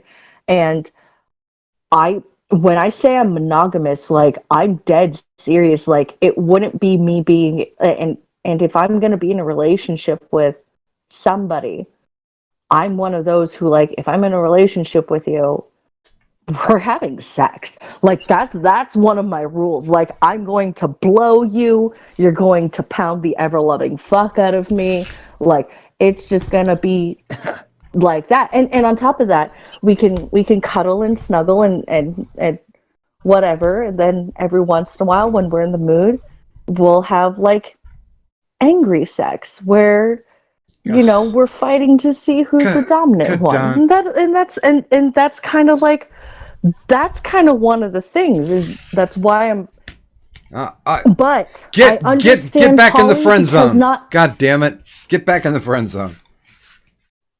Listen. I understand why poly works, because poly doesn't work. A lot of no. For some people, I understand the concept of how poly should work, but I'm one of those people who I want somebody that I could just like kind of snuggle and curl up on, and then like while they're playing video games or watching TV and we're just snuggling, I suddenly blow them and then I expect them to be able to like throw me on the couch and fuck my brains out. Like I want that, and then afterwards we talk and play video games together or some bullshit. Like, or I go and make them food, and if I'm not crawling to the kitchen, they did a bad job. Kadant, can I just say that polyamory is like communism. It only works well in theory. But it's one of. Oh, go ahead, Eddie. Can I make it? Well, finish your poly thing. Then I want to make a serious point if I could. And by the way, I just wanted to let you know, Kadant, if you're not watching, Tyro is trying to poly ship you. Okay. Thank you. If you want to, well, no, he said he wants Kadant, Addy, Zell, and gaming. Because, but then again, the guys would screw each other and leave her out in the cold. Well, I don't mind watching that. Like, that's fine, but it'd be really weird to see, like, Addy plowing Zell as Zell's plowing gaming, and I'm just kind of like... Taking pictures? Can we? No. I'm like, can we just take my brother out of this equation and I'll watch? Like, is that okay? Like, And Tyro, you know where the damn door is. By the way, good morning, Bearman Prophecy. Hi, Bear Man. But, um, Or a minority Canadian government. Nice, Turish. but, but, but one of the deals is like, I could be very dominant, but with the person that I'm dominant, that if I'm doming somebody, I will not have sex with them. It's really hard. There's only one person who like I can make that transition with, and it's also the only person that I've ever been able to be like, okay, they're the only ones that I would allow to actually dom me. Um, so that's why I think like, because a dom sub relationship, in a personal sense, can be very intimate in its own way. I just couldn't have sex with whomever I'm subbing if it's not like the one person that I would be switched for. But that's it. Like that's the one thing, and I like having that as part of my life. But I would feel like that's a whole nother kind of relationship. And if the person that I'm having sex with, that I'm in a full on relationship with, isn't comfortable with me doing that, then uh then I like I couldn't do it. And that's one part of me, one part of like my life that I wouldn't be able to explore anymore, because I love and respect who I'm with. Well, I mean, I honestly, male or female, everybody should have their whoring around phase. I think that's I think that's quite all right. You know my whoring Yeah, around phase. I talked about it. I slept with 2 people. I know. Woo! I know, but still, I mean, every so often you want to treat life as a smorgasbord. Mm-hmm. That's completely fine. That's okay, because if you go to a smorgasbord, you'll eventually find out what you really like, and then you can stick with that. Now, there's always variations. Fuck. I was in a relationship with Nursey for over a decade, and we did some shit. We definitely did some different shit, stuff that she wanted to try out, stuff that I already fucked around a lot, stuff that I liked, and yeah, it was a give and take, and I don't. I don't agree with the whole, man can never be monogamous. I think they can. Mm. I think it's possible. And I don't think it's impractical to think that you couldn't. So with that, Addie? Mm-hmm. Look, going back to what you were saying, Doc, Uh-huh. which you went so far down the polygamy pole, Uh-huh. so to speak, that it now no longer seems apt. But I'm going to go with it anyway. Okay. What I was going off on in my VC, which you caught part of, Now. I think we did a good job of, and I hate using the word community, but I'm going to use it. Ugh, it makes me want to puke. Yeah, I watched 4 seasons of that fucking show. I think we did a good job of removing the worst out of our community. But now I think we've become a bit inbred, and there is a lack of independent thought here, and just people are just becoming trite and cringy. There's no outside influence on us anymore, and we're becoming West Virginian cousin fuckers. Oh, okay. Can you example me on this? Well, I'll use the simplest example, which is what I used with you when we were talking. Mm-hmm. Your stream, my stream, anyone else's stream that we know, they are all utterly predictable. You can call them every night, other than this weird D&D thing, but you can call them every night It's dead. I remember telling Irate Prostate like a year ago. We're all dancing on a corpse. That's what we're doing. Oh, There's nothing new. There's nothing original. Don't get me wrong. I'm not trying to insult. Like I said, I threw myself into the rest of you, and there's lots of you that I really like a lot, but we're atrophying. I'm, I don't think that, and I said this. I don't think IRS is predictable in the fact that I mean it's the same format, and it's been the same format for like 350 shows, but it's the people that come in and interact, and the conversations go everywhere. All roads are open. Well, and I'm not trying to pick on you, Doc. Please don't misunderstand. No, I'm with you. But you can pick 10 people, and they're 80% of your guests, me included. Yeah, we don't get as many new people in as we used to. Mm-hmm. And the exact same, if not even more so, holds true with Drinks with Friends. It's an utterly predictable cast. There's no new blood. Yeah. There's no new thought. We're all just stewing in our own juices. By the way, good morning to Poppy Antichrist, who says current events, always new material. Hi, Poppy Antichrist. Maybe, but yeah. Go ahead, Kadam. Well, I understand what you're saying, Addie, and yeah, like I know you hate the word community, but it is one of those where we've all kind of like gathered and enclosed around each other, and we tend to share each other out, and we tend to only like watch each other and interact with each other and join each other, and it's it's definitely become one of those things where less people are branching out more and more in various avenues, and so it's harder to get like new faces and new bloods and new viewpoints and new topics and new takes on things.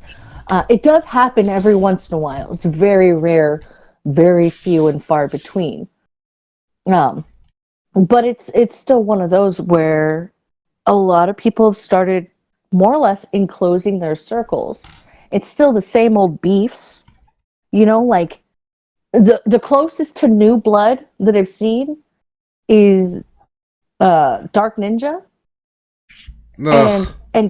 And he's and yes, I know I'm bringing him up, but that's the closest to like actual new blood, and he's pretty stale and stagnant and predictable with just a couple of interactions with him, because he came in with one side, and that's who he's sticking with, and that's who he's sticking to, and he's gonna go ahead and suckle those ball sacks as much as he can, because it's like that's who just took him in and threw him, and there we go, and we're all automatically fairly set on who he is. We all automatically have a pretty good finger on the pulse as to who he is and what he is. Yeah, you and Anti pulsed him out that one night. Well, I mean, look at it this way. Okay, so Doc Kadant, Ichabod. I'm sorry, you're Ichabod, but that's what you are. You're Ichabod. I've known you all for over 2 years. And that's not a bad thing, because that means we all like each other. But again, there's no new blood. It's all the same thing over and over again. Well, I mean, yeah, you could take your stream from yesterday. We could have had it a year and a half ago. And don't get me wrong, you could take my stream from 2 years ago. We could have had it tomorrow. Same difference. By the way, good morning, Turish. Good Hi, morning. Trish. By the way, in the chat too, Good morning to Cybertaz, and good morning, D. Stein. Hi, Cybertaz. Hi, D. Stein. and- But please continue, Addie. Oh. I was just going to say, D. Stein says, Sir Adamantine, having the same people around is okay as long as you're enjoying each other's company instead of putting on a show for other people. Well, I don't think any of us are putting on a show for other people because I don't think any of us care that much about numbers. In fact, I totally care. I don't think any of us care about that. And it's a good thing because you found good people. But I'm just saying that where's the growth? And when I say growth, I don't mean sub growth or viewer growth. I mean, what are we taking away from each other at this point? Really, there's nothing new. Well, it's all entropy. I mean, we used to have, even though this was like in the days when we only had like a dozen people would find us because they couldn't sleep or they're living on a different time zone. Like we'd have Suit Yourself drop in, or we'd have Blackout drop in, Bunny, and those are all great. Those are all great people. But 2 years later, it's all the same people. Well, go ahead, Gunnar. Oh, I'm pretty sure you and I were about to say the same thing. Like, same people or not, there's always different subjects. And no, we may not be. I think that there's just enough difference in all of us that for us, we get to hear each other's like different ideas and different takes. And I mean, the fact that you guys keep my liberal hippie douche like ass around, that means a lot. But I think I understand what you're talking about too, Addie, because like on Twitter, it's changed and adjusted for me slightly. Like I have more people who do poetry or writing, and so like that's a whole different side of me that's been able to get nurtured and grown, to a whole nother degree. I interact a lot with some of the atheistic atheistic community, or at least a certain number of of atheists that are around. And so I get like different variations of that, but with like you and with Doc and with Ichabod, Tersh, LM, like all the people gaming, Samaj, like all the people that come on and join us here on IRS, like this is my comfort zone. And I can go ahead and say some of my liberal hippie douche like lefty ways, and you guys don't wind up hating me for it, which I love. And well, no, I mean, no, you say a lot of like, I wouldn't go so far as say political, but political-ish, philosophical things-ish that I disagree with, or say Nursey, for example, like she and I could not be farther apart politically. Yeah. But we've reached the point where it's like we're all family, which it's great. I mean, that's a compliment to all of us, to each other. But well, and that really shouldn't be the end of the connection. Well, and honestly, we've brought people in that were conflicting. They stayed around for a little while, but it's one of the things I call social gravitation. That there does come a time when people will just spin off and go on their merry way. I can think of several examples right off the top of my head. I mean, Penoid, definitively. Killing Joker. These guys used to spend a lot of time around here. Now they just don't. They're off on their own. And I think that's also a parallel of differing points of view. And what they want to get out of this, because I think the sneakiest thing about the IRS is that we're getting out of it what we want to get out of it, which is just basic social interaction because we can't get the fuck to sleep. And I think that has inspired a lot of brilliant conversations. And I'll take 5 days of stagnant conversation if, like, day 6, we've got some brilliant point of view or some perspective that makes me think about it after the show closes. I'm completely about that. By the way, both Tyro and Lo-Fi are making excellent points in the chat. And they're invited to come in, by the way. Good morning, Tennessee.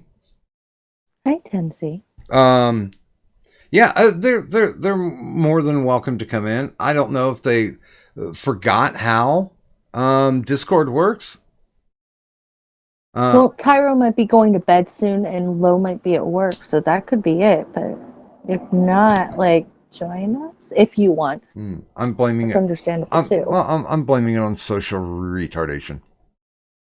And yeah, I mean, there are people that are going to stick. There are people that are social Velcro that stays around, and you like having them around. And it doesn't really matter if they do say a lot or add a lot to the conversation. Sometimes Turish will knock me on my ass just by doing like a one-liner, and that makes my whole night. Zell coming in and spurging out, because even though we consider Zell family, he really doesn't come on the show a lot. But when he does come on, it's memorable and it's fun. And with Sober Danny, he is welcome anytime.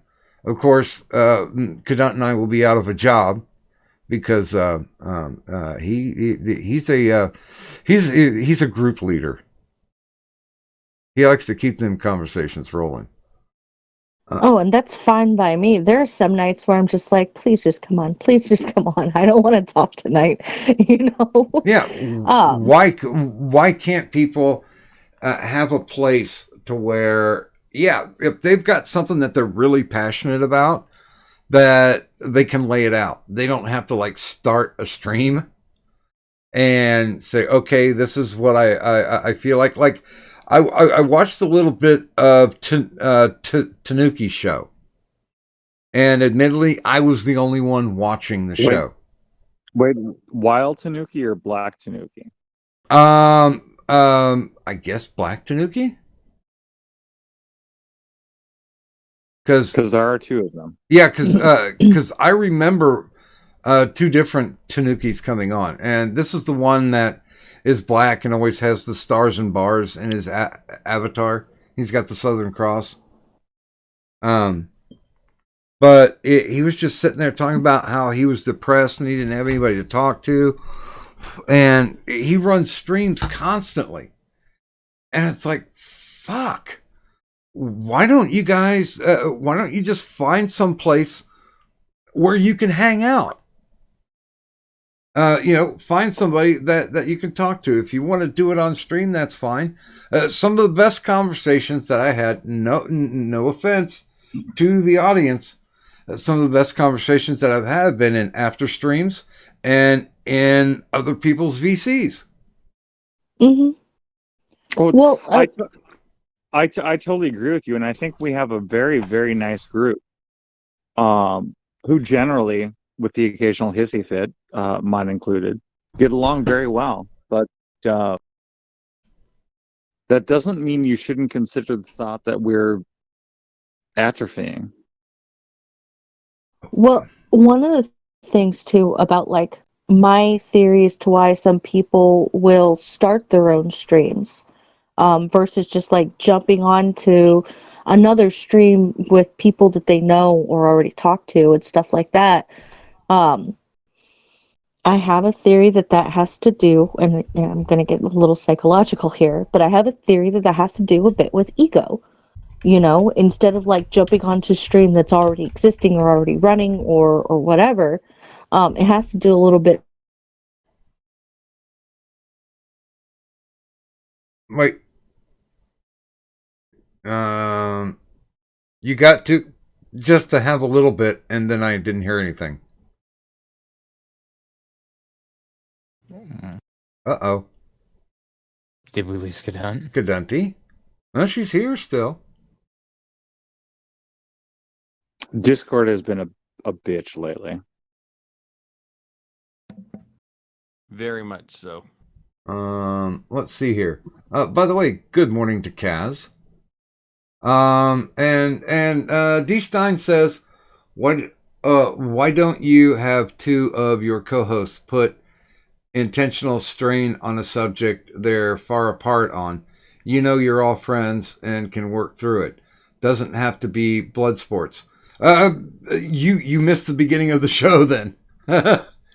Yeah, I mean, it's we don't just pat each other on the ass and say, oh, good for you, you know, you've got this thought. No, if it's something that we conflict with, either, you know, morally, politically, whatever, it doesn't really matter. Everybody will call everybody into check, because this isn't a safe space. It's a fucking hug box. And so if we get into a fight with each other, we'll fucking hug it out later. We can certainly do that. And that is that's one of the glories of this show, is that everybody has the ability to be right and wrong, but it's completely subjective. And hey, we have new people in. yeah, I was to say, good morning, Lo, and good morning, Mr. LM, and good morning, TM. Good morning, everyone. Get Hi, that TM. more muted. There we go. Yeah, no, I started saying something, and I don't even know if y'all heard me. No, it just clipped out. Of course it did. I was That's because you didn't yell "fuck my face." fair enough, because every time I do that, my phone seems to want to work at that point. But no, it was just me rambling about how some people will not reach out, and I'm one of those people. I will not reach out. I don't. It's a personal issue of mine, because like if I don't feel like I'm wanted, I won't go where I don't feel like I'm wanted. You know what I mean? But do you feel wanted anywhere, since you never reach out anyways? Oh. And that's one of the big things, is I need to work on that and get over it. And I'm trying and I'm learning, and it's difficult to get past that whole thought process and try and just like generally see who can put up with my stupidity and my bullshit of being like, hey, am I bothering you? Well, and see, you know, here's the thing that you and I have been butting heads with for time immortum, and it's the fact that I think that you could carry your own show without any problem, and you would be way more popular than anything that I can come up with. And sometimes I get the feeling that, and this is probably just in my head, that I'm holding you back from you you know, exploding onto the scene and you know, getting that adulation and recognition that you deserve.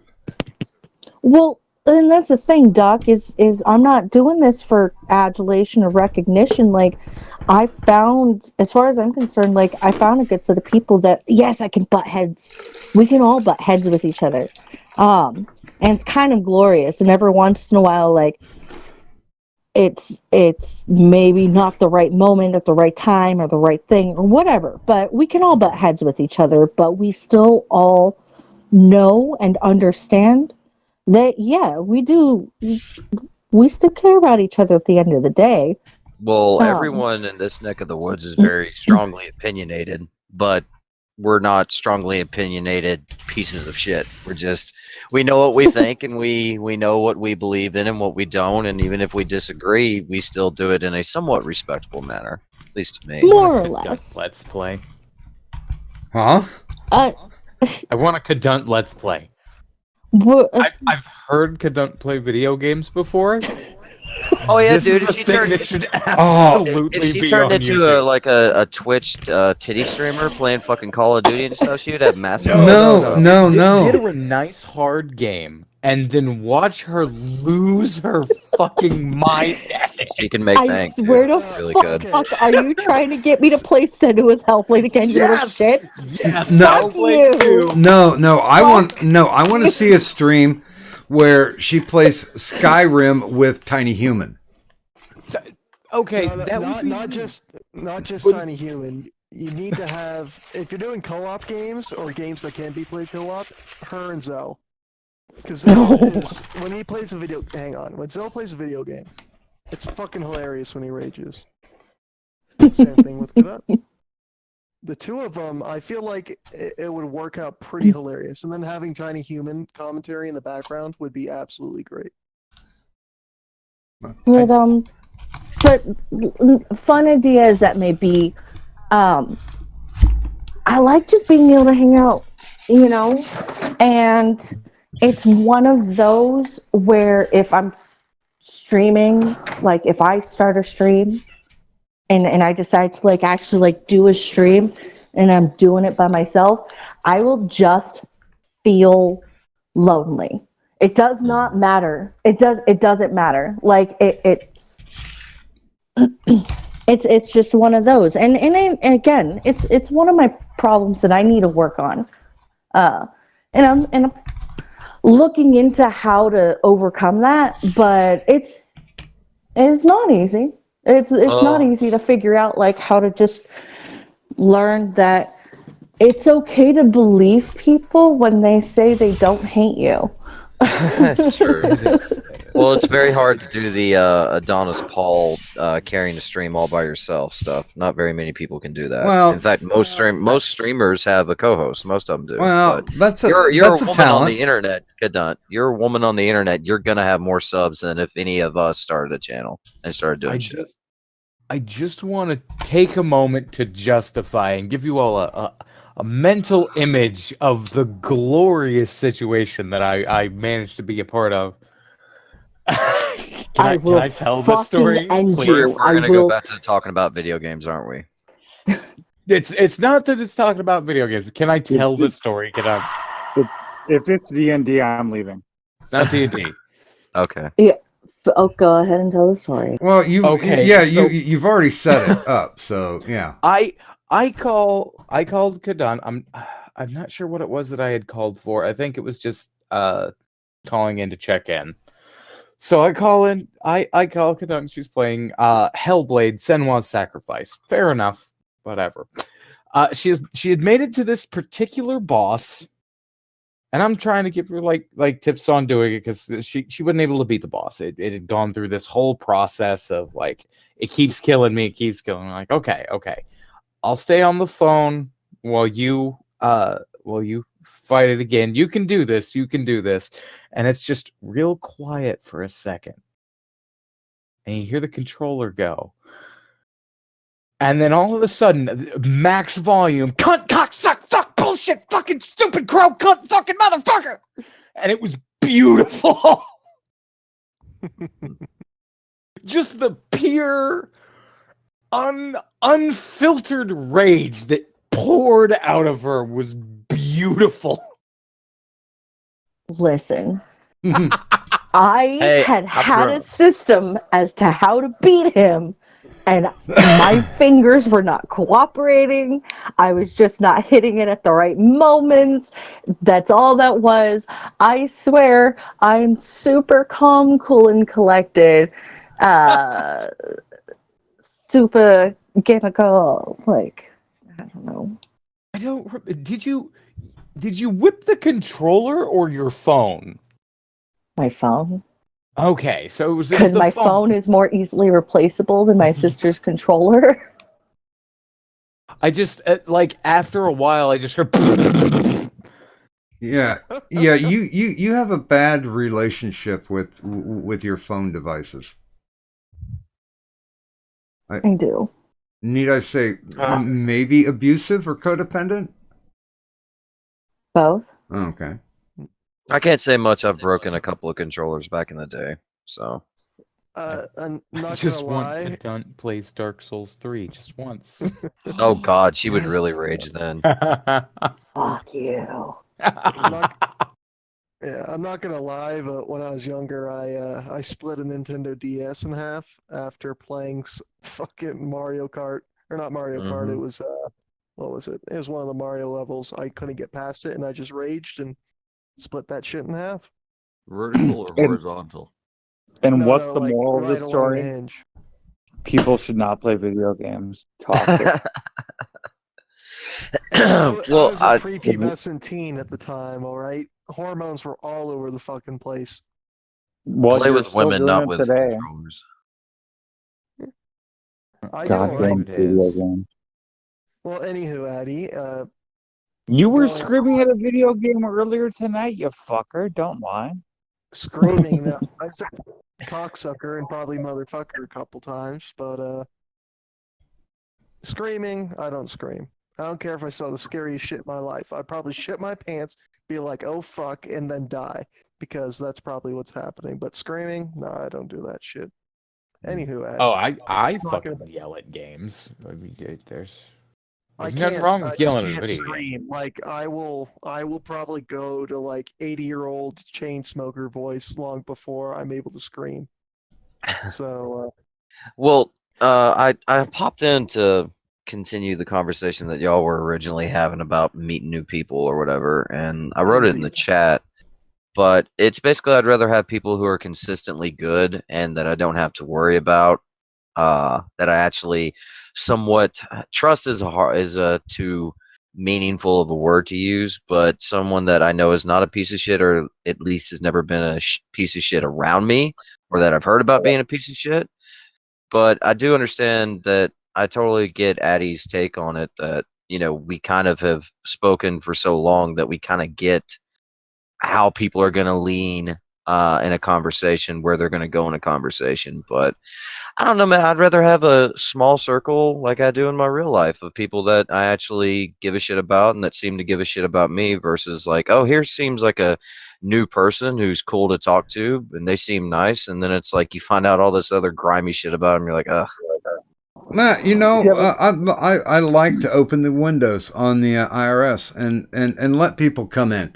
Especially those who've spent a long time being in the audience, and they consistently have interesting things to say, and it's like, well, yeah, come on, let's get him or her on here, and Yeah, that's another thing. Yep. Like, just because I talk to someone online doesn't mean I like them or that I am friends with them or whatever. Tennessee, can I point out a difference? Yeah, sure. If I have a great friend who I've had for years in real life, we can go to a restaurant, like we can go to Denny's, for example. I can sit there and read the newspaper and barely say 5 words to that person over the course of an hour-long breakfast. And that's not an insult, that's compliment. There Yeah, is no I get online that. equivalent. There is no online equivalent of that. This is much more Sure. this is much more ideas focused, and yeah, we're very, very insular. It's very hard to Well- enjoy someone's company when they're just a avatar and a screen name. I understand that. Well, yeah, silence on a stream or a voice chat is not the same as what I'm talking about. Yep. You can't do that without it being awkward. So there needs to be a constant flow of thought. And have we run out of ideas? No.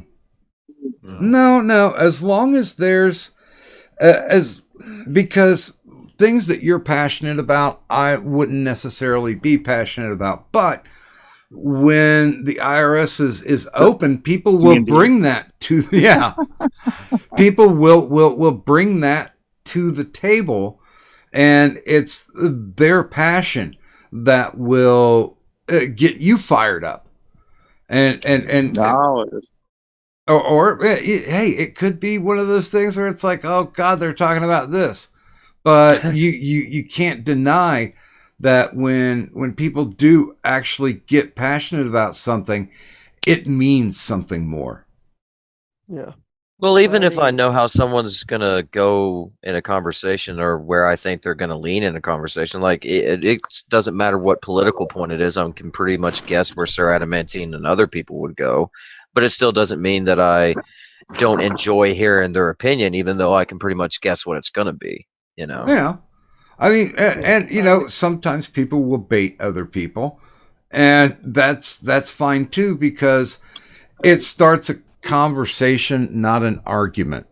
And I think that's a big difference, because we've already seen what the fuck IBS did. It was just people arguing, just a lot of fucking hot air, and all sound and fury signifying nothing. Well, well, IBS was fun until people got personally well, invested in it. can I take the Doc? Let me take the opposite point of what you just said. Okay.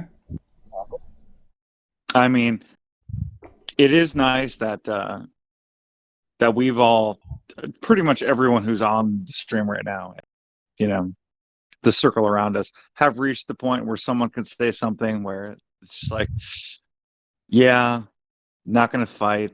We've already agreed to disagree long ago. I mean, that's nice. That's a compliment to each other. But again, that advances nothing. Well, I mean, technically, a good conversation doesn't have to advance anything. It's just an expression of who you are. No, but I'm talking about all the times where one of us would disagree with the other, and there are plenty of times because we're not even remotely close to all the same. What kitties? But there's so many times, Doc, where we know each other so well that it's like I'm not even, there's no point in going down this road again. Whatever, just nod and whatever, it's fine. That makes for good manners and like a nice theoretical like dinner table, if you will. But it doesn't really do anything to improve us. I understand. I think there's a lot of issues with the way we've been streaming in general. One, I think it's just honestly too damn common. Like, you can stream every day. Some people can do it, but if you don't really have a fixed subject or like a gimmick where it's like we're only doing the like, what do you got? You got the like Ranting Monkey and them do the Lords of the Night podcast, and most of it is reading the news and then talking about other shit for the last half of it. And they can do that consistently because the news is different every day. And then you have other people where they do a very occasional stream, and it's a mostly spur of the moment thing where everybody wants to stream, everybody feels like streaming, usually having fun, they're drinking or whatever, and it's a good old time. But then if you're just trying to consistently stream without a set topic or anything of the sort, you can end up running out of things to talk about. That's honestly Or pretty just common. burning. No, I'm not. Well, I really- think to Sir Adamantine's point, at least what my takeaway from what he was saying, a big part of it is we all are friendly enough with one another that we agree to disagree, and that's kind of it. Where if someone I didn't know was on stream with me challenging me about, I don't know, fucking gun rights or abortion or something like that, something that I was passionate about, and I wasn't friends with them and they tried to debate me on it, I'd be like, no, you're a fucking idiot. Here's why. Like, I wouldn't be as polite as I would with, disagreeing with one of you, where it's kind of like, okay, you have your opinion, I have mine, whatever. I'm not going to change your opinion.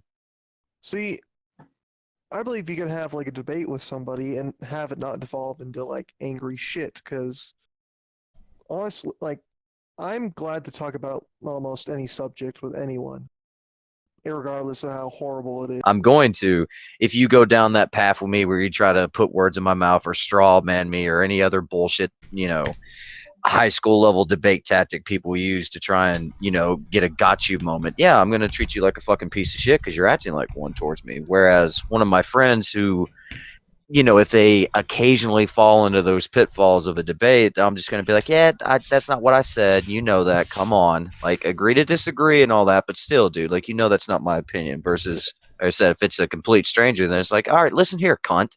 I didn't fucking say that, you douchebag. That's dancing on a knife's edge because, like, because that's how I one debate in side real you life. have- No, one side you have internet blood sports. The other side you have, like, I don't want to hurt anybody's fifis. And then in the middle, you're like, I don't want to just have this devolve into screaming and shouting and personal attacks. Well, I'm not going to stream. I'm not going to scream and shout at people over the internet anymore. I'm getting too old for that bullshit. Well, I'm also, a little bit more chilled out now. Also, let us not forget those people who try to over intellectualize everything to make themselves feel smarter than they actually are. Oh yeah, you can tell when someone's not educated and they try to sound really, really smarty, mix smart pants and everything else, and it's like, dude, you're not as intelligent as you think you are. You're really not. I feel some sort of kind of way about this. Oh, shut up, Kadant. You beautiful bitch. You. Shut up. Mwah. But no, dude, like I'm not gonna try to be a douchebag to people that I actually give a shit about online, even if we do disagree on a topic, because the thing with that is that we've established that, like, I know that they're not a piece of shit, and even though they disagree with me, they're not disagreeing with me and thinking, oh, you think differently, therefore you're a piece of shit because you disagree. No, we just simply have a disagreement on an issue. Whereas if it's a person, like, if some random person that I never met hopped into this stream right now and was like, let's fucking talk about gun rights and how you're an idiot and you don't need your guns or something, I'd be like, looky here, bitch. You don't know me. And first of all, I'm going to show you all these historical examples of why gun rights are good and blah, blah, blah. So, because there's this and especially too, like, don't get me wrong, I understand what Addie was saying earlier about it doesn't really make us better to just agree to disagree with our friends online when we talk about something that we have different opinions on. I understand that. In order to be a better person and a more intelligent, well-rounded individual, you do need to have some pushback on your ideals. You do need to have those ideals and opinions challenged. But a lot of people nowadays, at least it seems like to me, when they debate something, they're just trying to, they're just trying to win just for the sake of winning versus finding the actual truth of the matter, the actual factual information of a matter. Tennessee, we're the opposite side of that problem. We're the opposite of, like, trying to one up. We are the agree to disagree. We're too nice to one another. I don't think we're that hug boxy. I don't think we're that hug boxy. Here's what we are. We are a pork chop, which a pork chop tastes good by itself. We are not allowing the cayenne pepper to be sprinkled on pork chop, which is the outside opinion. That is why people like Dark Ninja, who may very well be and almost certainly is a piece of shit, is still, even as a piece of shit, not necessarily a bad thing. I think you can find people who disagree with you without them being a piece of shit, though. I'm saying that's because that's the thing that gets me the most is, when you were saying, like, new blood coming in to discuss things with people, it's like, okay, cool, like, I get that sentiment totally, but at the same time, that's why, like, nowadays, like, I don't care, like, I talk to who I talk to online, but if you're gonna come in and, like, debate or fucking push back on an issue that I care about or that I believe in, cool, you can do it, but you don't have to be like this, doxing, fucking false flagging piece of shit. Dude, you're talking about people who come in here and start swinging their dicks, and 99.9% of the time they fucking fail here every single time because everybody will call them on their bullshit. And that's fine. Then at least we have something to do. Yeah. Now, honestly, I'd be kind of curious. Turish's take on this. Okay, I'm half asleep. I might be going out soon. What am I taking on what with the Husa? As far as the atmosphere of discourse, basically, when you go in to have a conversation with someone, do you find, especially like when you're here, you can actually get a conversation? It is possible to get another conversation. Brother, you sound tired. I'm Yeah, very dude. tired. Yeah, good. Yeah, we can get another conversation going, and we can make it like some sort of erotic TED talk with like throw pillows, hose, and I- like a big bean I would bag. just like to. Somebody needs to go cuddle up with her I would wife just right like to now. point out something about Turish's home country, Canada. Marijuana is legal there.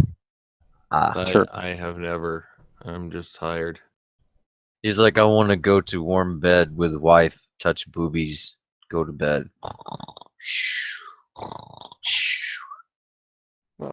Wife I would smart. say Good Poor fella. I don't know, man. I guess I'd rather have conversations with people, even like I said, even if I'm going to be a little bit more respectable towards them and agree to disagree type shit versus just I don't know. I feel like it's more meaningful if someone disagrees with me and I also happen to know that I appreciate their opinions on other issues and I appreciate them as a person versus Okay. just some random dude trying to disagree just to disagree. Look, that's all nice and fine for our own little hug box that we all have.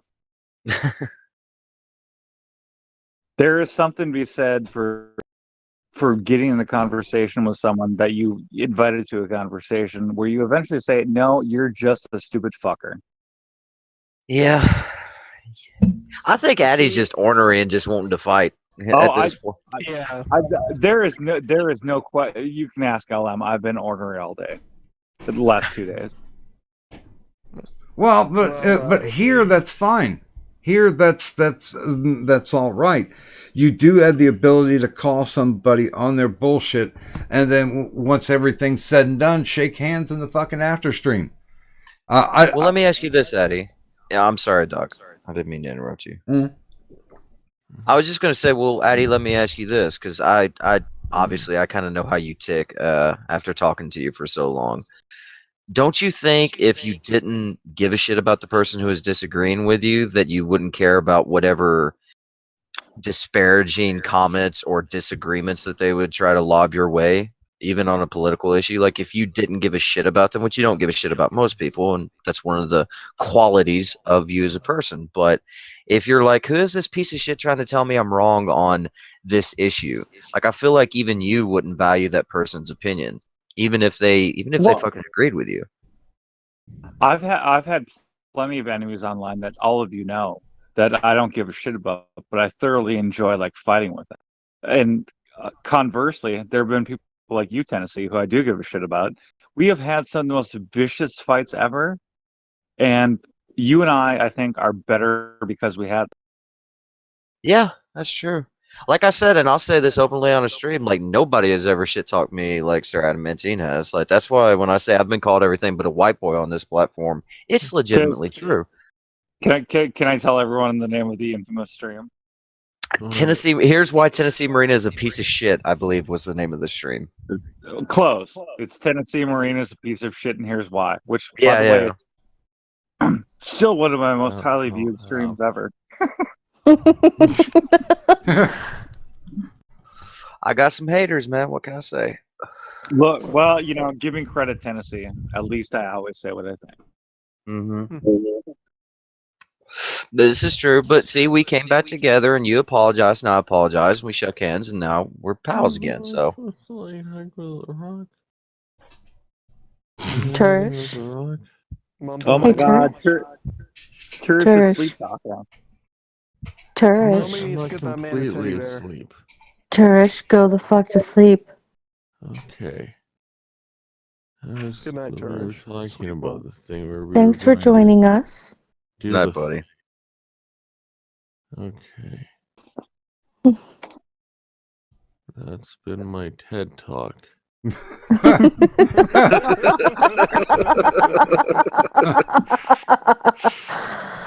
I don't know what it was about, but just to be sure. but it All I was can informative. imagine now is Yeah. Fuck China. Fuck China. Mhm. Good man. Good man. Where's the off button? I don't know. Oh, computer. here's Just the- turn the computer off. No, that's got scripts running. Turish, go to bed before you start saying bad things. How bad can they Puts the be? lotion on the skin or gets the hose again. I can hear that mumbled about in his sleep. Come on. Get yourself a teddy bear. Get all cozy in bed. Relax, man. Get some sleep. I think You're such a nurturer. I got it. She says after he quoted Silence of the Lambs. It's good. Oh, you two. So adorable. Man. And Turish, thank you for being a part of whatever this was. This has been his TED Talk. That's what this was. This has been TED Talk. Fuck China. Fuck China. I don't think the poor Oh, lad shit, can I'm figure awake. out how to. Holy. Did I do a TED talk? I love how you look at this like you woke up, just beer cans strewn about everywhere. Like, what the fuck happened last night? Did I do a TED Talk? Just watching it back. Okay. Oh, crap. How long have I been? Not long at all. Mumbling. Sweet. I think it's time to go to bed there, bud. Power nap. Okay, I'm going this time. Okay, remember, Just a couple. Canada depends on you. You must have your sleep. Yes. Yes, I do. Or 50,000 people are getting their paychecks tomorrow. Oof. Yeah.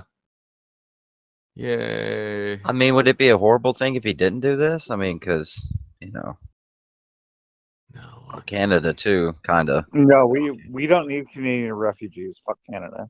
Okay, yeah, go get the checks out then. Okay. Fucking magnetic ink. Gotcha. I think he's going back to sleep. Love y'all. Oh, Good there he night. did. There we Poor go. lad. TM, I guess what I was going to say is when you're having a debate, honestly, or just a conversation about something, I think unless you're trying to go the whole internet blood sports route, you don't need to just throw insults randomly about unless the debate is literally about insults, because you can just get your point across without fucking attacking the other person. I mean, if the person... Well, I don't know if you know this about me, but I'm kind of an asshole. And Hey, the only reason I'm listen. nice to people on here is because I actually like you people. If I don't like you, if I don't know you, and you say some stupid shit around me or towards me, then I'm not going to have any patience for it. I can verify that he dropped $115 to just throw a middle finger at Dark Ninja. And then I mean- another 100. Oh, I didn't see the I other mean, one. even if he does like you too, he'll still be an asshole to you. Yeah. As True, a- you as can a ask for fellow- admitting. I was a fucking as a asshole to fe- him. Well, he's definitely an asshole. But as a fellow asshole, can I add something onto that? Why, If sure. you want no one to ever pay attention to your debates, be polite all the time. I'm not saying you have to be polite, but it's just... Dude, everybody loves a dumpster fire. Everybody Look- fucking does. Look, look. I'm not gonna lie. Like, going back to like the cunt stream days, way back whenever there was some sort of drama shit or the beginnings of internet blood sports type crap, I wouldn't watch those streams. Well, Because No. No. We're talking about people who have talent at arguing. We're not talking about Schmeckel.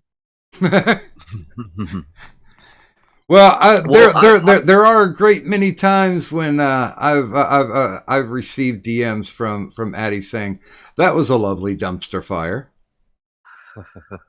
Well, I mean, it's one of those things, dude. Like, I don't care who you are. There's a reason why reality TV shows are so fucking popular. There's a reason why soap operas have always been a thing. People enjoy a good fucking, oh, this person is saying this, and there's some exposed stuff going on, and people's secrets are getting leaked, and blah blah blah. People enjoy that shit, dude.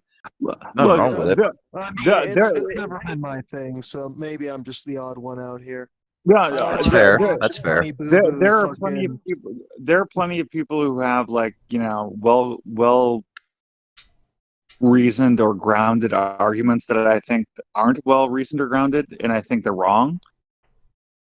Then there are people who are just dumbasses, and there's no reason not to call them a dumbass. And your idea is stupid, and you're a moron, and here's why. Oh no,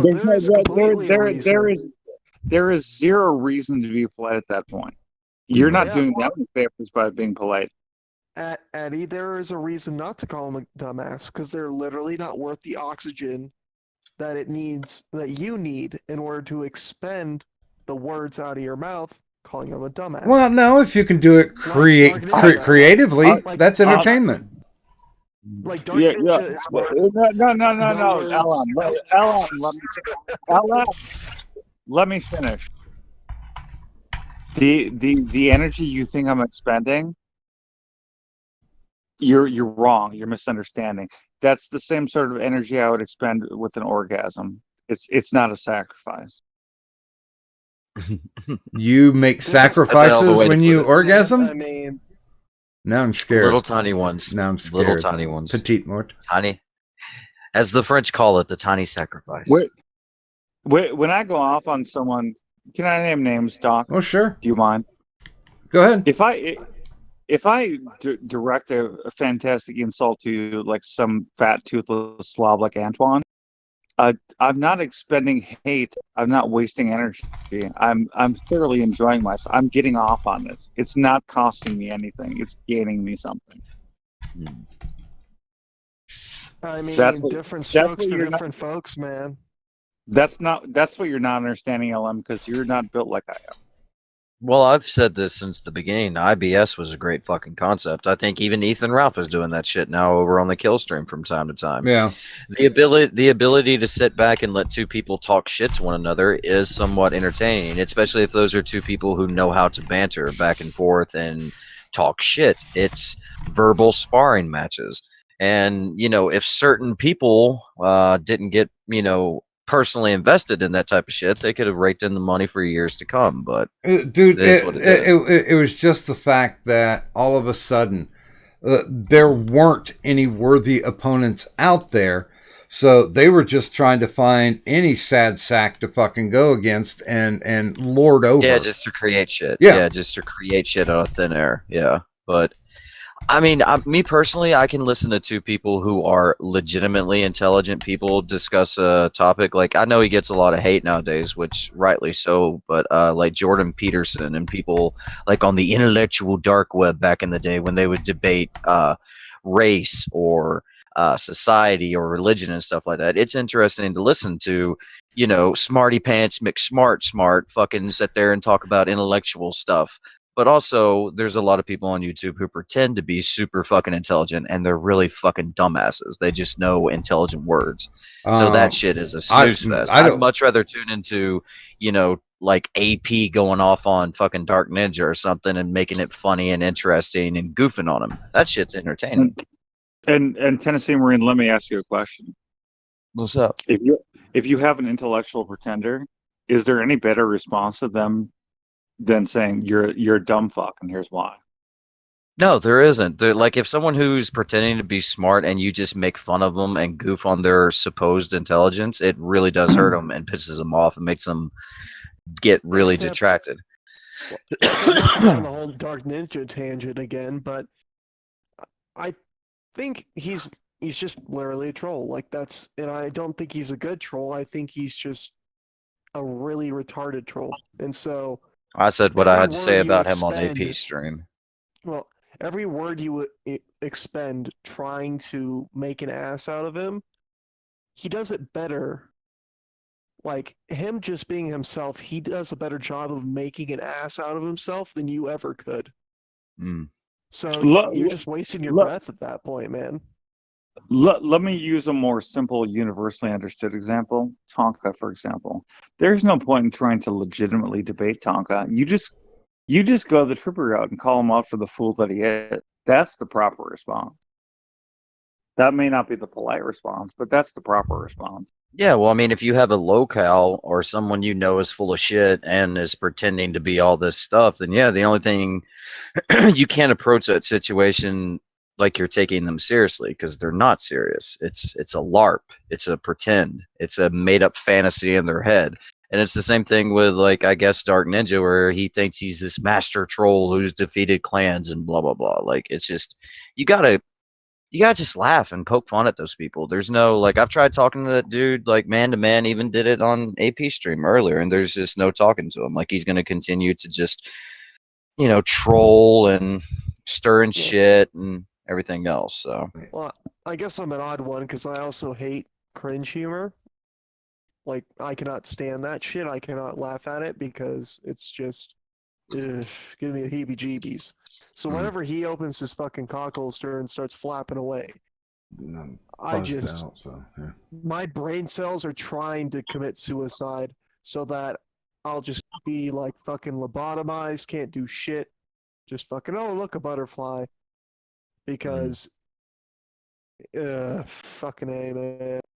I mean, Spending you spend too much time around that guy, your brain cells are going to commit suicide, and you're just going to be fucked. and you can back me up on this, Kadant. We've had our fair share of rows, but most of the time it does end up with shaking hands at the end or in the after stream. They could do the agree to disagree, but it's not out of politeness. It's like, okay, this conversation has run its course. It's done.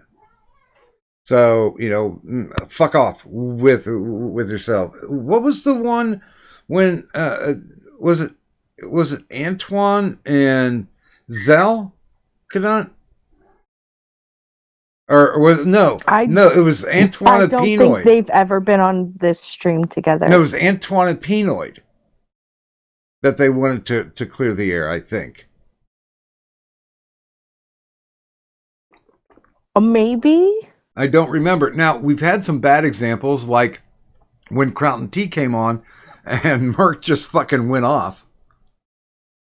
And it's like, no, we're not having a discussion at all.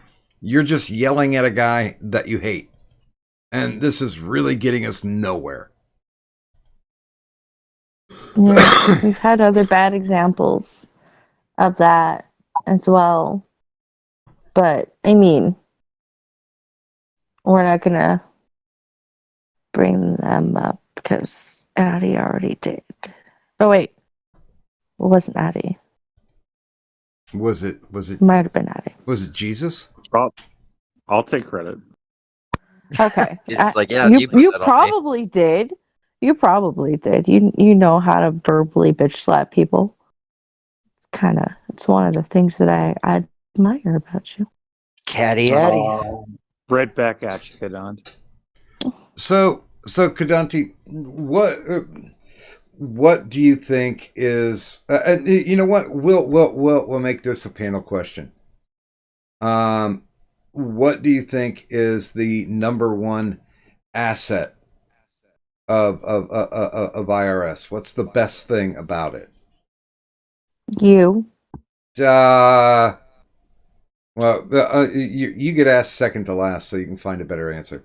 We'll go with. You know what? We'll go with Addie first. I think the IRS, when it's at its best, obviously not D&D. No.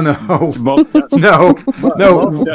definitely not, because I've lived through so much anime, so much Zell talking about movies, and so much like football talk They're all horrible. Nothing's worse than D&D. When you're just talking about like normal people, real life shit, that's when it's at its best. Or bitching about people we hate, because that's, you know, close to my heart. I love bitching about people I hate. Well, but of Fuck course. people. That's what the after streams are for me. Okay. Yeah, Mr. LM. For me, I'd say it's more of the kind of just genuineness of most of the cast, really. I mean, it's not really just stirring up shit for stirring up shit's sake. Like, everybody's very genuine. They're going with what they go with. I mean, some people put on a character, sure, but it's not. I don't know. It seems like just another conversation. Something. It doesn't feel fake. It doesn't feel rigged. It doesn't feel like you're watching a play or a movie or a TV show. Because, I mean, it's just wonderful, genuine people.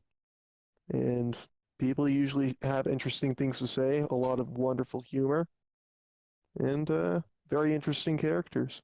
Especially when we ask Cadunt about what race would you wipe out?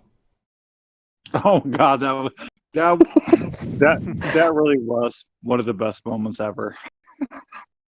That's just because it was the best answer. The Southern Hemisphere.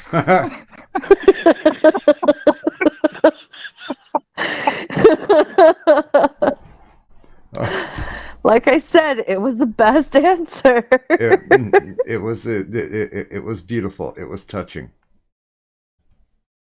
It was racist as fuck.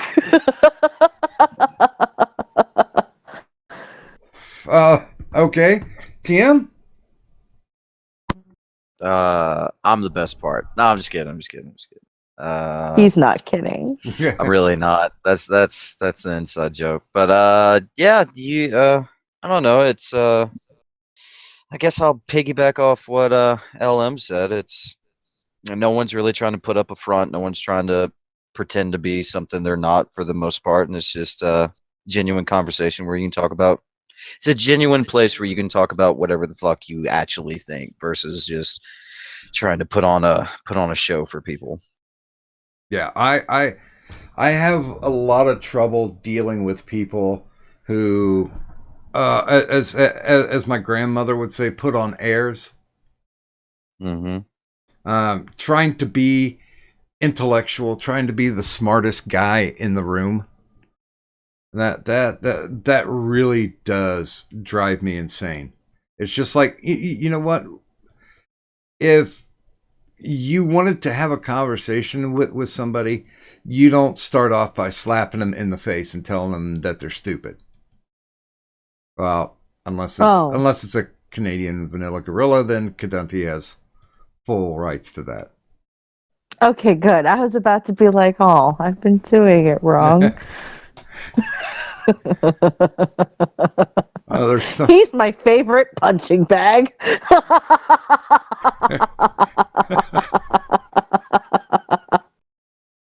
Yeah. Oh, it's so easy. Yeah, I think he's only one of 3 people that you've actually scared away from the show. That's not me. That's admirable. So now that you've actually had the time to think, what do you think the best thing about the IRS is? I like our hug box. I do. I like the people that we actually allow on.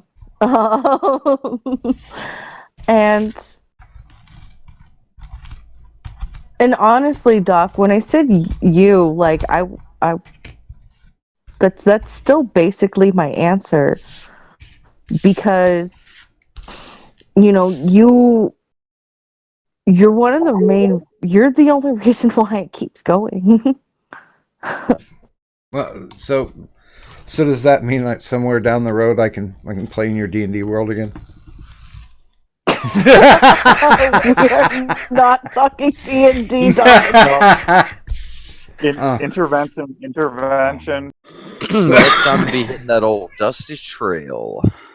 I honestly have to say my answer is the fact that you can have somebody who has a 250,000 subs show up and be able to generate a productive conversation with somebody who's only got like 2 subs. You know, that there's like I was saying, I hate it when people put on airs, but when you go man to man, colloquially, it's wonderful to see somebody who that's not high up in the ranks but has an opinion or a take on something that's fresh and passionate. I think that's the best asset of the IRS, is that anybody can walk through that door, and as long as they present whatever they believe with passion, and some brain cells, that it can be respected. That it's not like, oh, well, this guy's got 60,000 subs, so this guy who's got 500 subs, he's definitely going to be the inferior.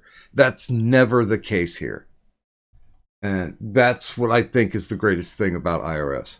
Besides the fact it puts people to sleep. Not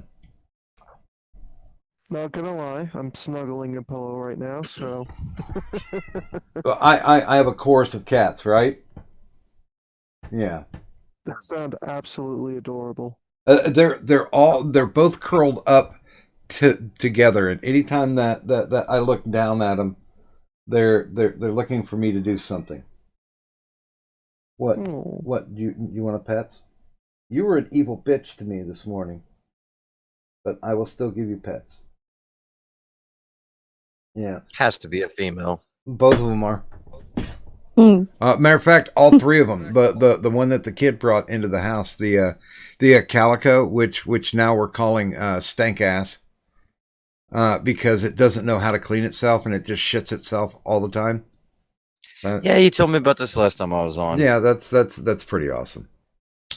Kadan. Yes. I know we talked about bad legs.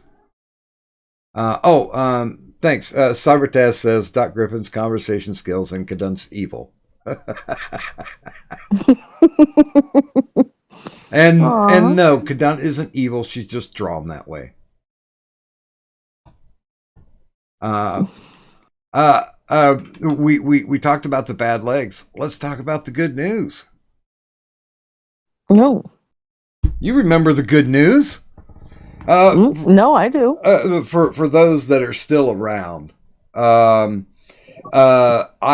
spent all day today on the phone with the Social Security Administration and my lawyer.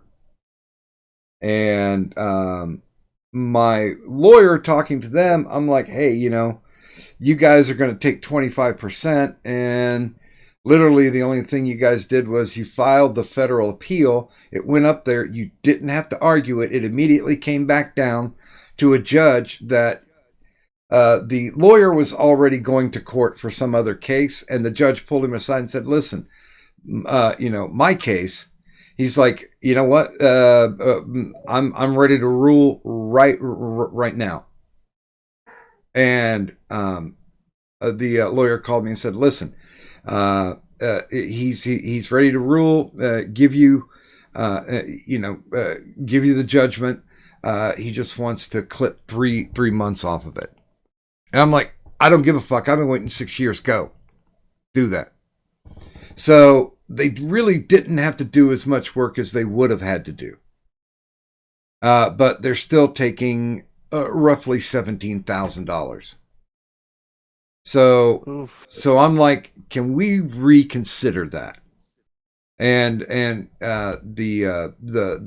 paralegal informed me that she's like, well, it's a standard thing where they set aside the 25%, but we're going to go back through our records. We're going to take a look at it, and we're going to bill it out.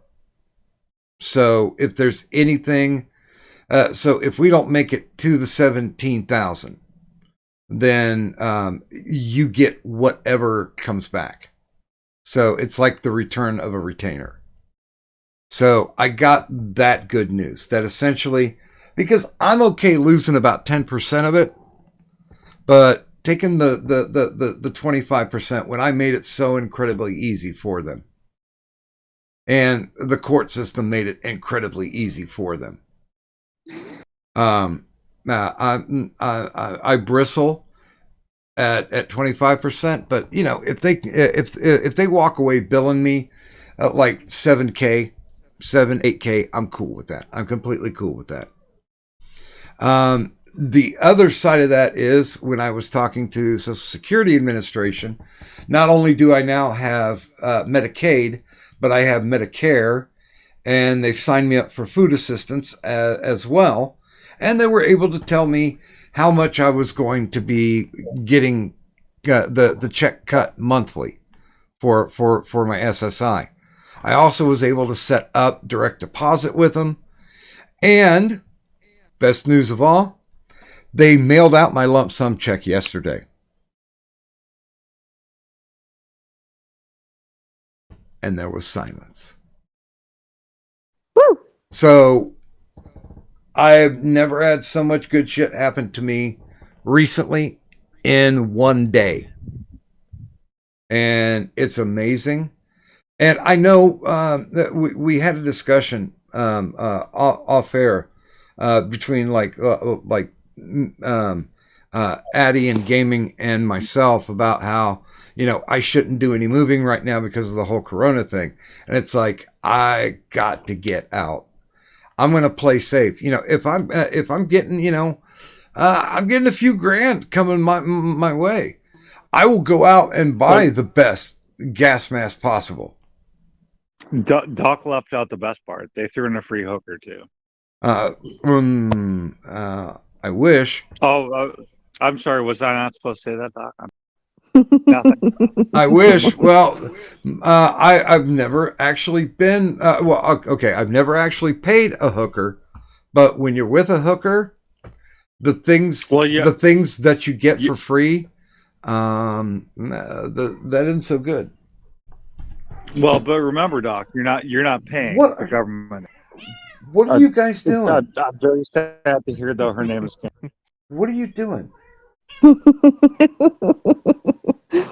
Just so damn adorable. You want to do the course someplace else, guys?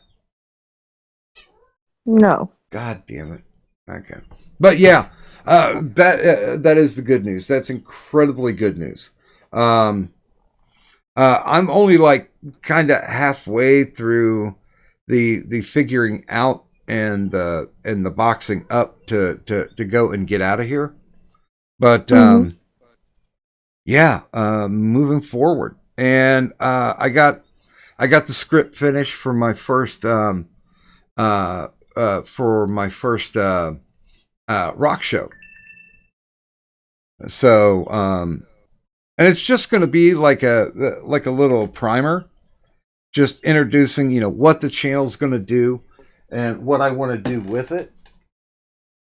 And of course, I did spend quite a bit of time washing my balls today.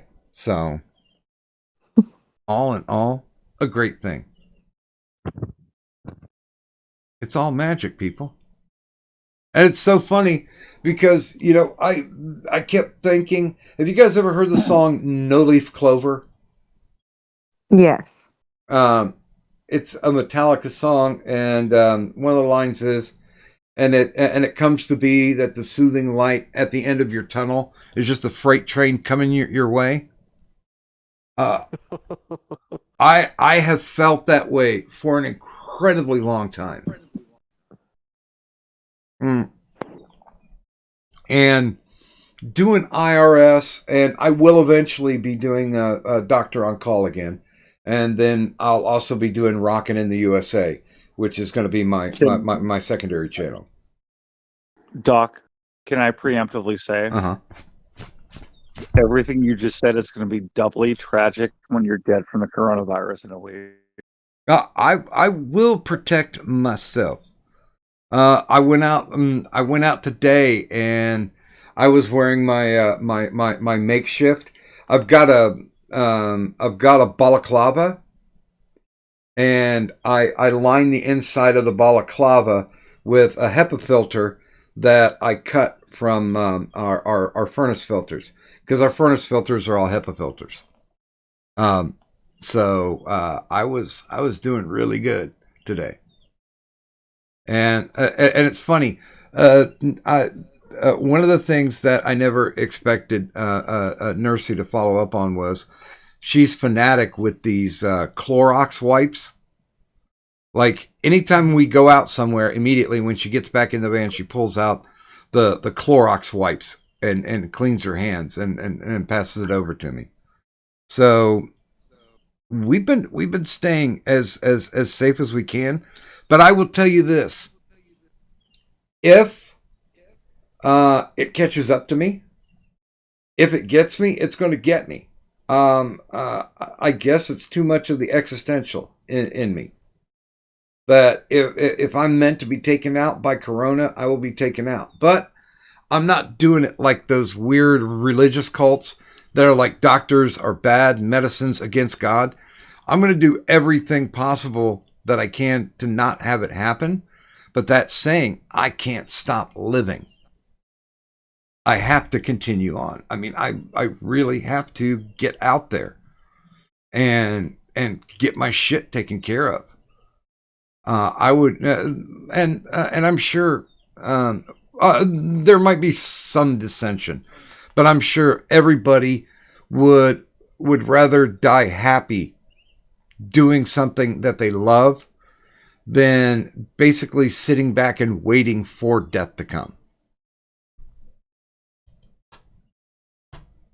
I cannot truck to that.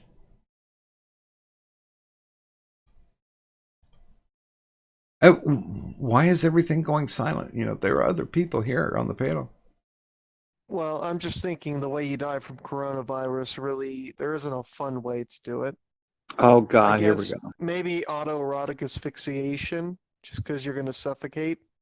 But otherwise, yeah, I think it's not going to be too Oh, Wait, fun and hold, dandy. hold on, LM. Are you saying if you got the coronavirus and you were literally drowning in your own lungs, the last thing you would do is jack off? The last thing, yeah, probably. No, what I'm saying is that that's probably the only way you can have fun going out when it comes to wait a minute. coronavirus. Wait a minute. Why can't you just get some head? That will conserve energy. I mean, that's true. Then again, if you have the coronavirus, are they really going to want to give you head? Yeah, because it'll be another patient. They can't breathe, so the first thought that goes through their mind is, hey, why don't I shove something in my airway? Call it good. You know that whole You never know. Don't kink shame. Mr. LM, Yes. if you're about to die from the coronavirus and I'm there, I will block your airway. With his dick. Better I got some goddamn Clorox wipes, Addy. I'll shove those down your throat first. Safety first, right? Line your throat with Clorox wipes? Oh. I mean, it might sting, but I'm pretty sure I'd enjoy it anyway. Kadant, may I ask you for something? No, I will not. I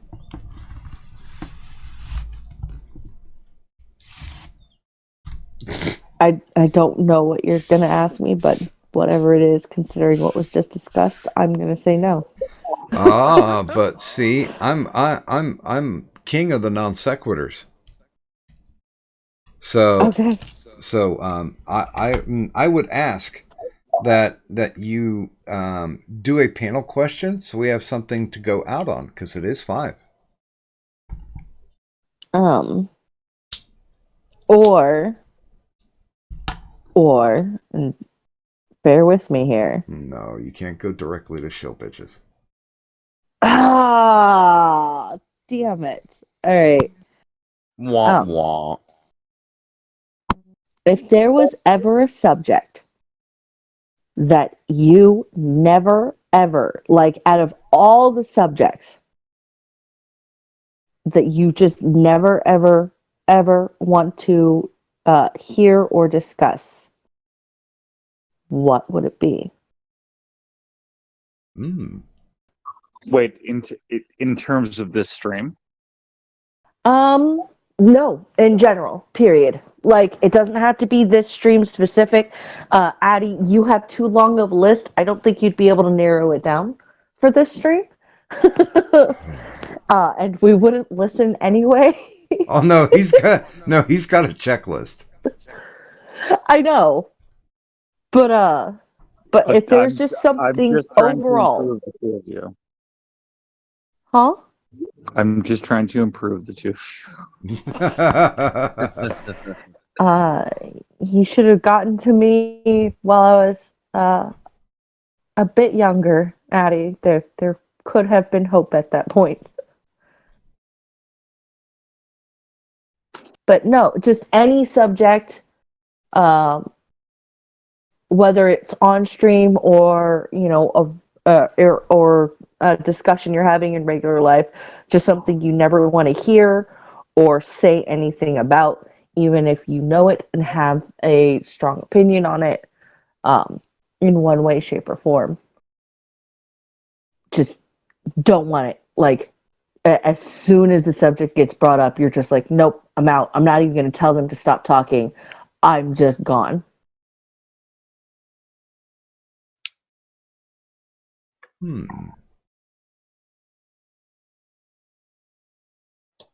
We'll start with TM. Let me see. Abortion. That's probably something I wouldn't be able to discuss online because I've literally lost friends due to having arguments with them about that topic. So yeah, whenever that particular one gets brought up, I'm like, nope, I'm out. I'd discuss almost anything else, but I get super pissed off about the bullshit the super duper pro-choice people use in debates and discussions like that. So as soon as that topic comes up, I bow out every time. Can I tell my favorite abortion story? You want me to leave that badly? You could just tell me. Fucking cunt. No, I'll tell it in the after stream. But okay, I'm sorry. Please continue, Kadan. LM. How to ruin people's lives for, or I'd say good people's lives who are innocent of whatever. So, like, I don't know, there's... Me Too movement stuff? Not really. It's more of a, like, it would be like a how-to guide of how to fuck over somebody who didn't do something. For example, false rape accusations, fucking pedophilia accusations, like shit like that where you know that they're not that, but you do it just to fuck them over because you know that just the accusation alone will fuck them over and make them lose friends, lose jobs, all sorts of shit like that. Just hurting people for the sake of hurting people, how-to guides on that, I can't support that shit. Talking about how fucked up it is, sure. Doing this is how you fuck someone over who didn't do this thing, but we're gonna accuse them of that. Yeah, I'm done with that shit, man. Fuck those people. Well, fair enough. Okay. Addie. I don't like hearing about feelings that aren't spiteful. Well, look, I'm surprised yeah, you're yeah. still here then, Addie. You catty look- fucking bitch. Look, I know it sounds like a joke, but I'm not lying. It's the literal truth. I mean, like the kind of like, sad feelings. Yeah, that's just kind of sad. I want to hear who you hate and why, because that's fun. How are you friends with me? I was don't about know. to say. 'Cause I don't hate like anybody. Because you're hot and you like food. Fair enough, I guess. And you do seem to have like a nurture fetish. But he doesn't mean- like nurture. He likes choking. I'm pretty sure LM would like to hug me. Would you not? I would like to hug you, but I'm afraid of what comes next. I Well, would yeah. Napkin I or would like go. I would go propofol. straight. I would go straight for your throat and your asshole. Full penetration. Yeah. What he's saying. Full penetration comes next. Yeah, no, LM. Pretty much, he would make sure that, yes, you can hug him. Specifically his dick. With your mouth. Good old mouth hug. hugs! Yep. How'd I know that's where Kadant was going? Jeez, I've been talking to you people for too fucking long. I'm just But- I'm just pretending I didn't hear that. Just Yeah. consider the chat. I love LM. I'm not always sure why, but I do. Earmuffs, Doc. Earmuffs. It's out of spite, motherfucker. Yeah. Well, look, Kadant, there's someone else who can answer that question. So, Ichabod, What? a singular subject that it doesn't matter who you're with, where you're at, even your own personal opinion on it. As soon as you hear somebody start talking about it, you leave.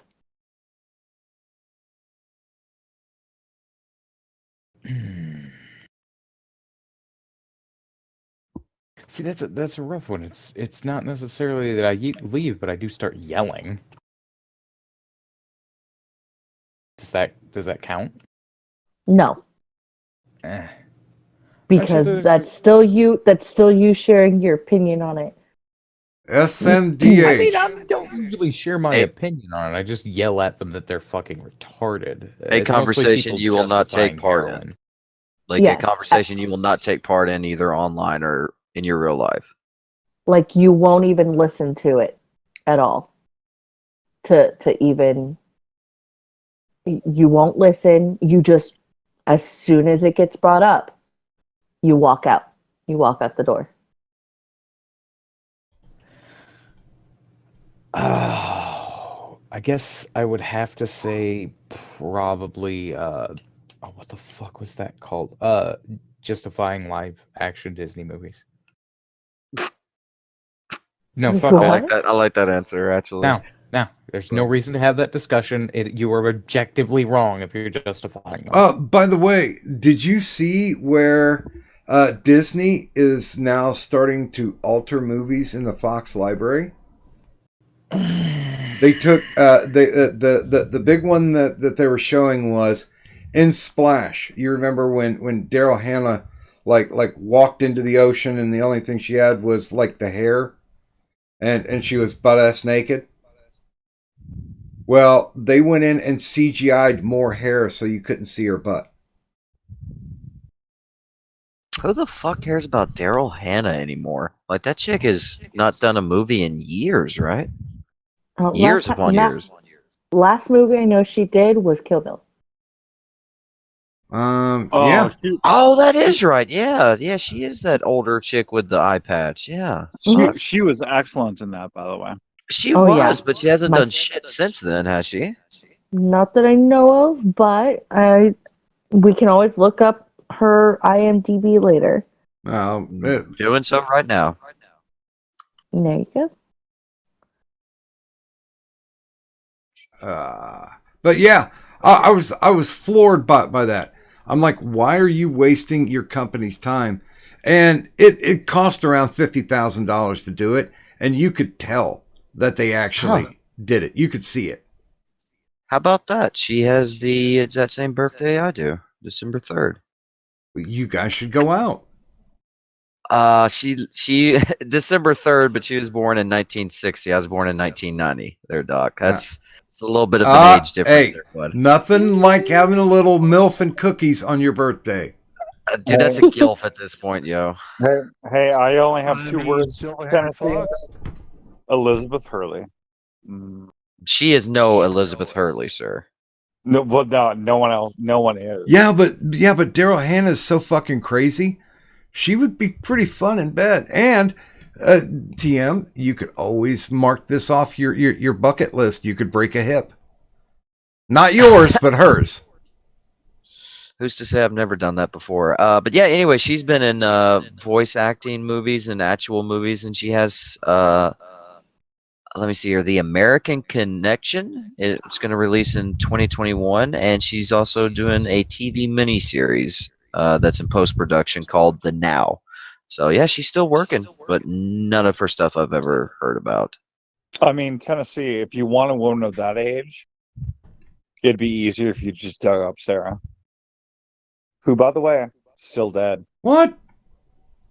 Yeah, Wait, I'm not really? going the necrophilia route, but thanks, sir. Yeah, Doc, still dead. I just want to stay still dead. Oh. Bitch. Oh. But then she couldn't see this fabulous and potentially successful alliance that Scooby has formed with the Dark Ninja. Mm-hmm. They can gather 3, maybe 4 people watching a stream if they start one. I did tune in to one of their streams like a month ago, and I'm like, this is really sad because it sounded like the exact same stream that I had tuned into 6 months ago, except for your boy Pat wasn't there. Mm-hmm. And Daryl Hannah is 59. Did I tell you, Doc, about the last stream I saw Terracin do? Ooga chawaka, ooga. No, that's her last movie. By the way, okay. I did send AP those composites, and he gave me shit. He's like, "Why didn't I have these before?" I'm like, "I didn't know what you were doing, dude." But they're yours. To people. I'm like, if there's a part 6, there you go. Ooba chawaka, black man penis. Ooga ha. So, Oh God. so Doc, Sodomy. Doc, the last stream that Terracin did, which was about 2 or 3 months ago, there were 2 people watching. It was about 10 minutes in. So I decided to can I actually say something in the chat? So I tested it out, and I just typed in, "It smells like piggy." 3 minutes later, she ended the stream. But she's an exemplary human being that can actually hold keep a venereal disease at bay with her ass. How are you not choking on these words as they're coming out of your mouth, Doc? Jesus, dude. I don't know how you can be that massive and not be smart enough to have a mukbang channel is beyond me. Oh man, I might actually tune in once just so I can get sound clips. Do I even dare ask what a mukbang is? Fat folks eating. That's where morbidly obese women eat absurd amounts of food on stream. Oh, dudes do it too. That's It's a fat thing. fucks eat. Yeah, there's that one guy that started off like 170 pounds, and now he's up to around 260. I'm like, maybe this whole China virus, Wu flu shit is not such a bad thing. I think we need to thin the herd a little bit. Here to be comes honest. Darwinism again. Yeah. I have been saying this. I'm just.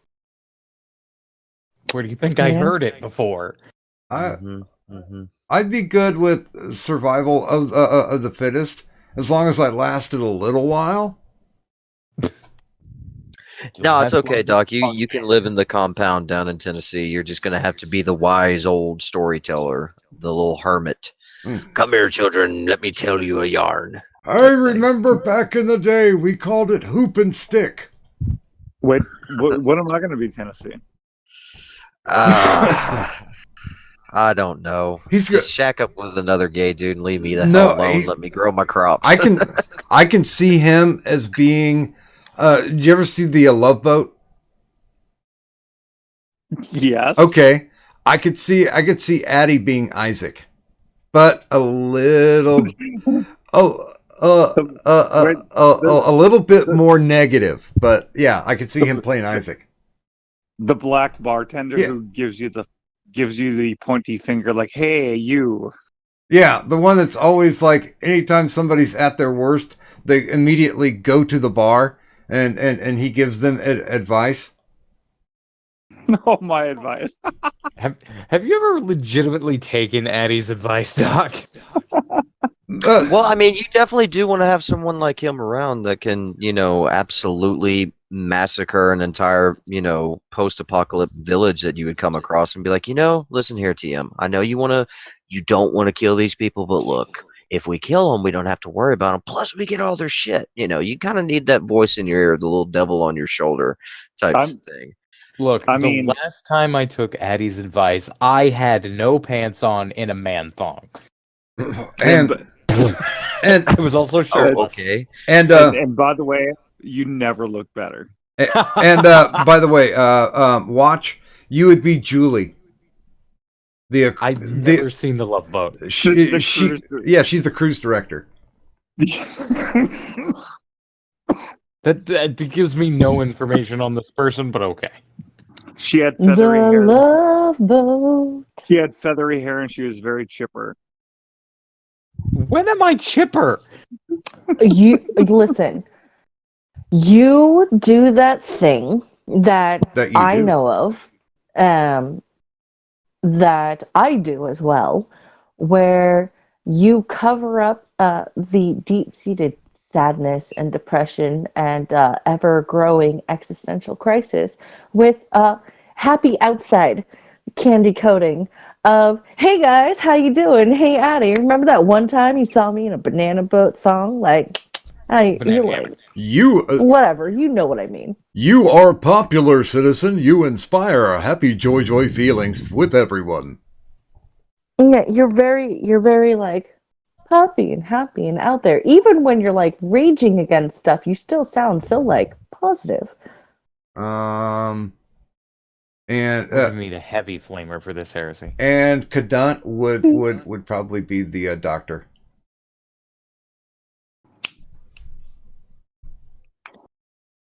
I want to hear Addie's take on that. Over-prescribe me, please. I mean, if you well, got your yeah, pad with you. Well, no. Now I'm thinking about it because I watched reruns of this as a kid. The doctor was a sex pervert. Mm-hmm. And and he would always be like, if somebody came to him with something, he's like, here's a pill, go away. But yeah, he was macking. So basically, what you're saying is Kadunz is a sex pervert that will give you pills just to make you leave. If it's the Love Boat scenario, yes. Or stay. One of the two. Yeah, them little blue pills can do some damage. And honestly, I think LM would probably end up being Gopher. Gopher. I knew that See, one. I've never seen that, but No, that's the only Gopher I think well of. that's a is, complimentary. Caddyshack. Okay. Well, to be fair, Doc, the entire cast of that show, Mhm. none of them are a compliment to be compared to. Oh, some of them should be. Now, I wouldn't call myself. I wouldn't be Captain Steubing. I think. Yeah, you would. By the way, Why? you totally would. Why? I have my hair. You're the old man who brings us all together. Oh, okay. This is what I see this as, because I'm gonna hurt Addie for a second by doing this. Addie is our Vegeta, and Doc is Goku. Ew, you should be embarrassed No. for making that I- thing. Now, think Boo. about it. No. Addie. I don't know who that is. this like he is a very good and useful person. However, he's also a spiteful fuck. Boo. Yeah, God got all of us Boo. together, and we have done nothing but damage to the universe. Don't- Yeah, but I disavow But- that. but Ichabod, don't forget the important point. I've always loved you. I'm not Bulma. And If I'm anybody, I'm fucking Yamcha. this. And we're back to anime. You know talk. what? This just sounds like these names sound like something you would hear in a mukbang. No. Sounds Things like you some hear in a creature mukbang, that's been pulled out of a fucking mud hole in China that they're eating in a mukbang. 28 Big Macs, 13 orders of 20-piece chicken McNuggets, and just the gravy from KFC. That's what you hear in a mukbang. I love those KFC chicken bowls though. Yeah, but they're just getting the gravy to pour on the Big Man. Macs. Man, Because them they're KFC people. pot pies are the shit. Those- Those are the Okay, best. have you ever gotten the Clap. the chicken McNuggets and the mashed potatoes and gravy from KFC and just put that shit together in a sandwich? That just seems like too much effort. Wait, how the fuck does that work? Where It- did you get the bread? Do you not have bread in the cabinet? No, I don't store bread in a cabinet, but The one, bread potatoes box does not go in wherever. a sandwich. And secondly, You can it's, absolutely put it in a sandwich. no, It's a messy sandwich, but it's amazing. To be I fair, don't think potatoes should go in a sandwich unless they're French fries or potato wedges. to be fair, KFC makes some awfully good gravy. Yeah, Oh, and yes. the chicken McNuggets, while they are apparently made of ground up baby chickens, good Ground up baby with chickens. with the KFC mashed potatoes and gravy. No. It just Yeah, seems like too not- much not effort. Well, no, that- you gotta I go to have the KFC benefit. and the McDonald's. Well, I have the benefit of they're just right across the street from each other out here. Ah, So it's just like a quick jump and a haunt to go to McDonald's and then grab the mashed potatoes and gravy and just fucking go home. It's a good thing to do very rarely. I have that meal maybe once every 2 years. That keeps that shit special. Well, also, KFC chicken tastes very good unless you inhale because you don't want to smell. Yeah. well, you know the I mean- you know the what was it for the past five years? They've been voted as the dirtiest national chain. Well, if you walk into a KFC, it smells like a chicken processing factory. It smells like ass. Chicken ass, to be specific. I have tried to stay away from smelling chickens' asses. That's probably a fair bet. So I LM, I can hear you breathing, bud. I was gonna say, LM, cover up your asshole. oh, There's no good whistle. God. I mean, no offense, Addy, but if your partner's asshole or your asshole for that matter sounds like you're blowing on a fucking beer bottle, No. I think you got some issues. No, not mine. Not mine. Just want to clarify. Well, then you need Addie to give has that guy a no break. problem shattering someone's anus apart. It's Addie. You just don't want it to be like hot dog down the hallway territory, Addy. Unless you're like trying to store or trying to store Nerf footballs up there or some shit. Wait, Wait, Make hold him a new on. fucking cocaine smuggling slut. Hot dog down the hall. I don't know what hot dog down the hallway means. Basically, you're chucking a hot dog down a hallway, meaning you have a penis, but that penis is it's too small to fit the massive, gaping, angry hole that you're thrusting it into. And if Oh, it sounds like you're blowing into or blowing over a beer bottle and you get that whistling sound, then yeah, it's probably hot dog down the hallway. wait a minute, territory. Addie, you Right about the point. Addie, you've never yodeled in the canyon? Oh God.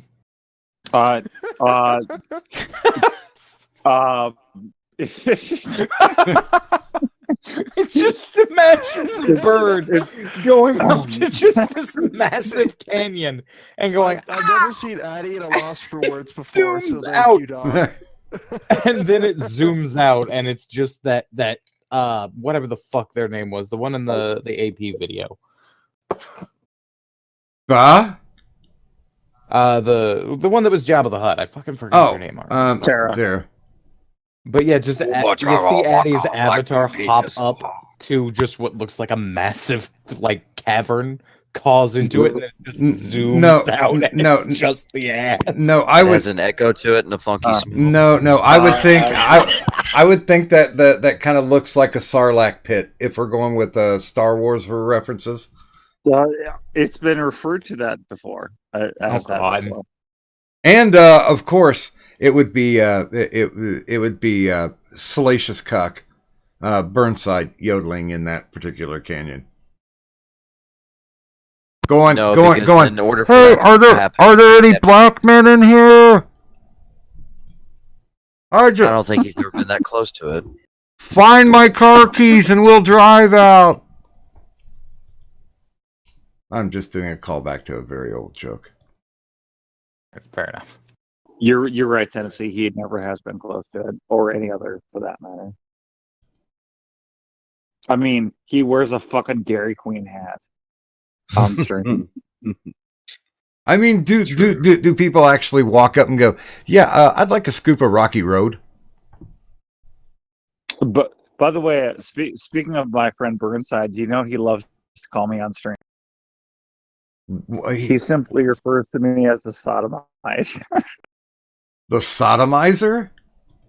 I mean, The you sodomite. can have worse Oh. names. It's like, yeah. I may have I stuck have my to- dick in an asshole, but you've never stuck your dick anywhere other than your own hand.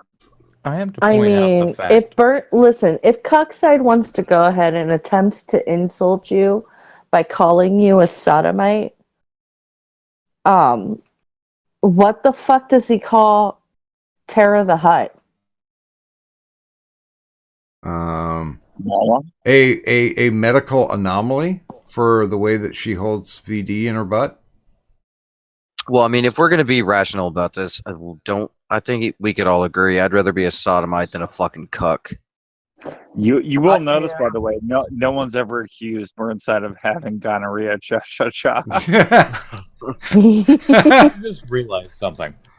Well, this- yeah, that would require him to have sex. Yeah, That sounds like Addie's wrestler name. what? The Sodomizer. And welcome to the ring, the sodomizer. He's got a big black bar, an even bigger mouth, and a bird beak. You know what, brother? Ichabod, This Saturday I was Ichabod. thinking about our tag team, and the only person that I can have on there because he says his prayers, eats his vitamins, and fucks his men, that's the sodomizer, brother. Oh god, and the cat. You're gonna give me the cage. You're gonna put 2 Twinkie Asians in there, and I'm gonna sodomize. I'll just say Ichabod. I'll take are you you to doing? the ground. What are you Oh, doing, the cat? keys. Meow. The cats have returned. Oh no, they never went away. They just took a breath and now they're back. All I can imagine is having a black cat on one leg, white cat on the other. Both of them are looking at you, meowing. If my phone wasn't dead, I would take a picture of them laying here because it's like one is spooning the other. If you ever get into a real interesting debate there, Addy, you let me know and I'll do like the Howard Finkel announcer thing for you. And introduce you as the sodomizer. I mean, dude, if you're going against somebody, like, fuck all the bullshit. You go against someone named the sodomizer, you're gonna get a little bit afraid, I think. A little bit tense. I don't know if you need to pucker up your asshole or to. I mean, we loosen know it you would because- like it and be excited. I'm just saying most of us. No. I'm just saying, you pucker it, you stand anal tearing. If you loosen it, well, then you're kind of giving up at that point. You have thought way too much about your booty hole getting wrecked. Wait, For- is No, I just wrecked my booty hole would just, once before, and it's I not a would just like to pleasurable say, experience. I would just like to say to Ichabod and to Tennessee and to Mr. LM, I'm having a birthday stream next week. Just saying. Kadant, I do you I feel bad enjoy about being conversation left too. out? That we've been excluded? No, because I'm very aware. I'm very aware of what LM, Ichabod, and Tennessee are basically non-verbally being requested to do. I am And aware me now. not being one of those, I am taking zero offense to that. I don't know where the hammock is right now. I ain't doing shit. I mean, Just let me know let you what day it is next week, and maybe I can come up with something. But right now, I don't have the hammock. Hammock is optional. Do you have Because a really, bathtub? my streams aren't really about my streams. They're all about, yeah. Just saying. Mm-hmm. Wait, they're all about the what? After The stream. after streams. Oh, yeah. Cadet knows. Actually, I don't. She knew enough to frown and leave. No, I have never been part of one of those kinds of after streams with you. I stumbled in once, and the only thing I said was "poor Rust," and I left.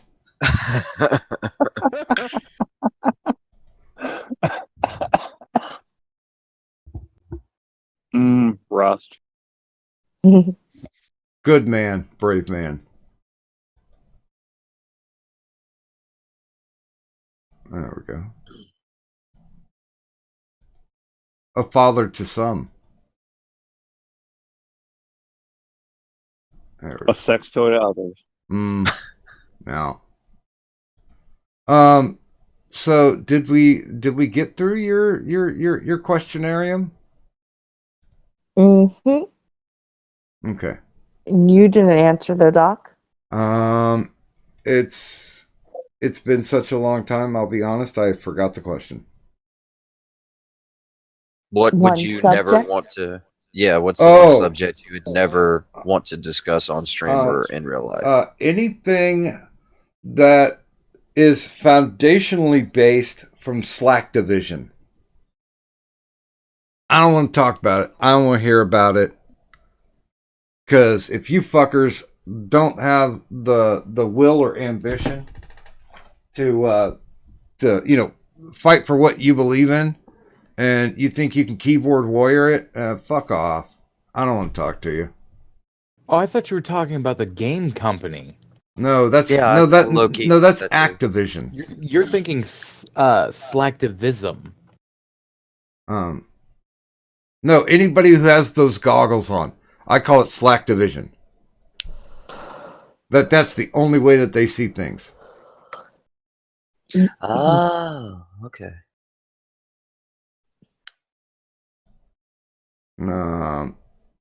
So what does that say about us, Kanan? Shill bitches. Let's pop this. Wait, Kadant, did you answer that as well? I don't. Shill bitches. You didn't. No, she didn't.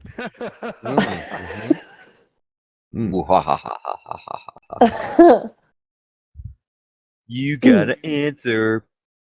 I don't actually. That's the beauty of being one of the hosts. No, that is unfair because there are like 12 people out there in the audience that are waiting for your answer. Fine. It depends. Oh no! Of course, the woman is No. gonna have a multiple pointed answer. God, even the gay dude didn't. It really does depend though, because there are certain things that at certain points I'm just like, I'm not dealing with it and walking the fuck away. And there are other times where I'm like, No, you know what? Fuck you. Here's my fucking opinion on this shit. I'm going to backhand the fuck out of you on all this jazz. Probably though. Okay. One thing that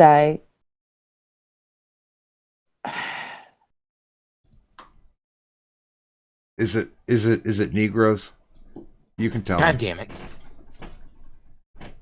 We are still live, dog. God damn it. Oh shit. myself.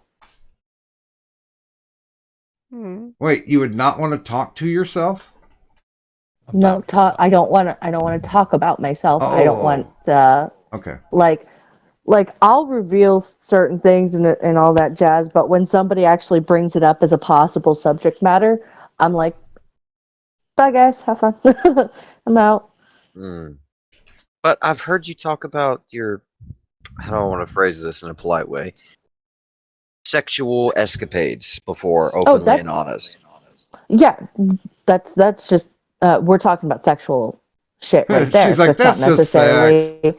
Ah, Yeah, okay. no, that's to me that's nothing. Like if you're actually trying to like talk to me about me. Okay, your personal stuff. Okay, Yes. that makes sense. That's a I can no. respect that. It's one of those very difficult things, and it's very few They've been laying on people each that other I'll all actually night. like open up with about certain things. But even then,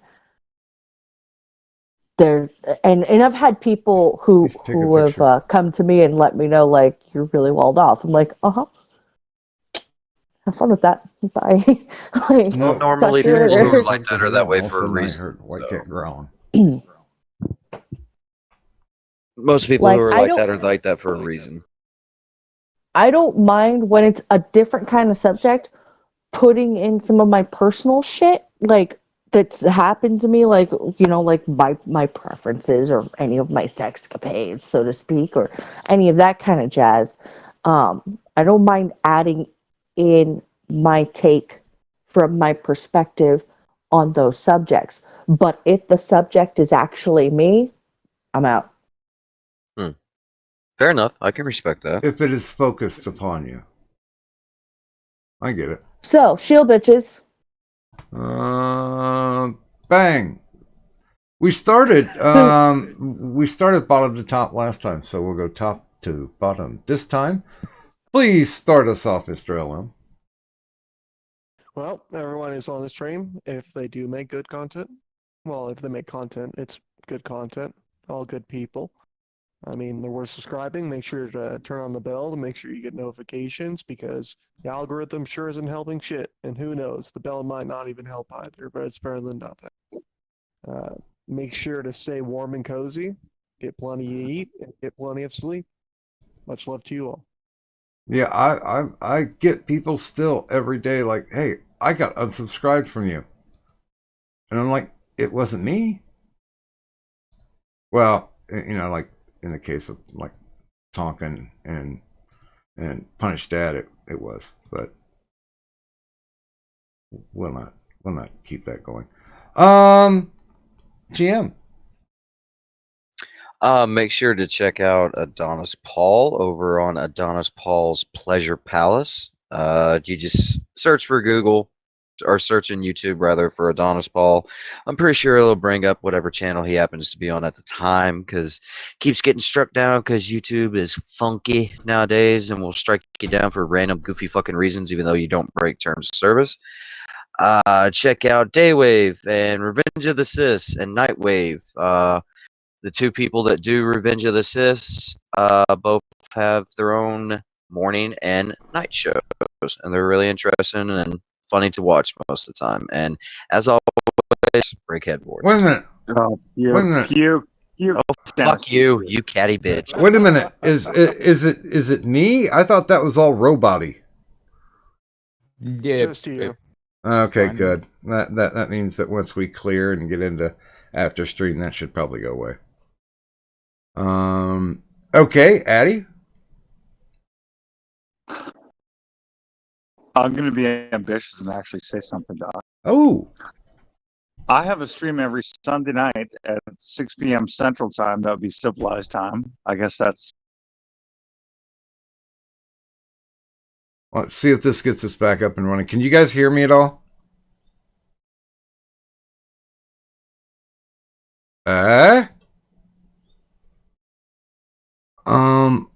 I can't hear anybody in Discord.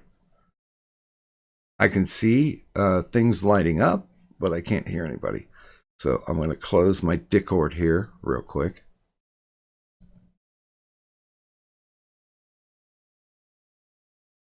Hit by. There we go. Struck by. There we go. Now we got There we go. Can you hear him? OBS criminal. Yeah, OBS crashed again. Yeah, fuck. we heard. And I missed the whole thing, Addy. I'm sure it was a lovely speech. Whatever. I mean, at least I have 4 people who watch me. What's Well- news, Addy? LM, you fuck boy. LM, you catty bitch.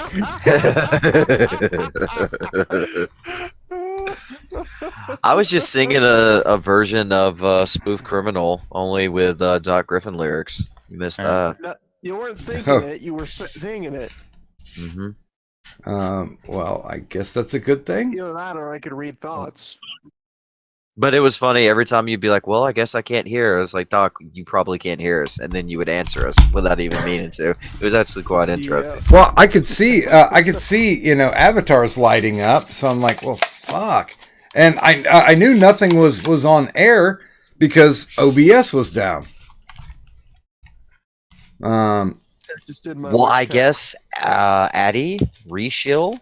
their Please. I don't care enough to. Oh, come on now. Do not deprive what's left Well, of the Sir audience. Adamantine has a channel and he also streams with Messiah of Keck, where he is serious and talks politics and everything else. And if he's feeling like it, there may be a drinks with friends on Saturday. Nice. There you go, you catty bitch. I have drinks. Mr. Marine, I would Mr. be happy Marine. to stop by. Mhm. I love you, Mr. Marine, because now you're my own cadant. Well, at least I'm a hot bitch, I guess. It depends because at night she's a cold bitch. Because the That was temperature. definitely a because- pseudo compliment. Well, no, that was a real compliment towards Kadant, but I'm sure she didn't even hear me. But whatever. She's muted. She's not deafened, but hopefully, because she's coming up soon. Yeah, there we go. Did you hear, Kadant? You're I being did. complimented. I felt that Tennessee Marine was being insulted, but I mean, okay. Nah, hush your mouth. Well, because Addie said you're his personal cadunt. No, that was a compliment, not an insult. Mm. I was referring to your shills of pickle. Yeah. By the way, what is the actual requirements to become someone's Kadant? Attractive, good voice, knows how to shill and handle talking quite well. And be a little bit of a dick. Yeah, a little bit of a cunt. Yeah. Wait a minute. Wow. Can you say "fuck my face"? Not on this stream, not live. Not with No, Daddy. no, say it, Tennessee. Say it. I want to hear you say it. Really bad. No. But Birthday stream. but that would be kind of a requirement, wouldn't it? To be Well, a Kadant? we can't meet all the requirements of being a cadet, so Wait a minute, and the Kadant grade is a pass or fail. Wait, how about this? Because not everybody has to say "fuck my face." I only say that when I have technical issues. But Tennessee Marine, for you, just try saying "fuck me." okay, that's a fair compromise, I guess. Fuck me. Harder, Daddy. Oh, you dirty bitch! Work the shaft. That's the best LM yell. jumped on that before Addy could. I know. But I felt a little bit weird about that, especially since old homeboy was talking about the consistency of booty holes earlier and how the tense and not tense. Well, shit. So is that everybody? Kadant, anything that you would like to show?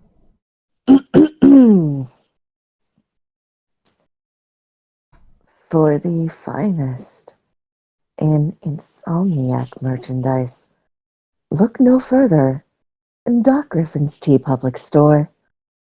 That's right, Doc Griffin's Tea Public Store, featuring over 32 various designs. So stop by Doc Griffin's Tea Public Store and buy something, damn it. And of course, all the stuff is down there for our links, both Kadant and myself, in the descriptor. And I'm happy to say we'll probably have a resolution next week, and you guys will be able to see the boss bar. Now, we didn't actually talk about the Intergender Champion of the World, but we probably will. Maybe tomorrow. Who knows? You'll have to tune in and find out. Same bat time, same bat channel. And with... Yes, I know, kitties. Yeah, I get it. Yeah. You guys... What? Yeah, just go to sleep, yin and yang. You're already spooned up for it. And with that, I'd like to thank everybody who was on the stream this evening. That includes Serrata Vantine, Watch, Tourish, Lo-Fi, Mr. LM, and of course, Daddy TM. But that's only half the cast. The other half of the cast is you. Yes, you. I'm pointing at you in the chat. You are definitely a part of the show, and we appreciate you. And who knows? Maybe one day you might want to jump onto the stream, go live with us, and who knows? We might make you monkey ass famous at the chaotic crossroads of the overnight internet. So, for my mystical, magical, malevolent, magnificent, matriarchal co-host Kadant, and of course myself, Doc Griffin. Thanks everybody for stopping out, and if you would please just do me one simple favor, leave the money on the dresser. Bye. Rabble. Bitch, rabble. Rabble. Fuck them, get paid.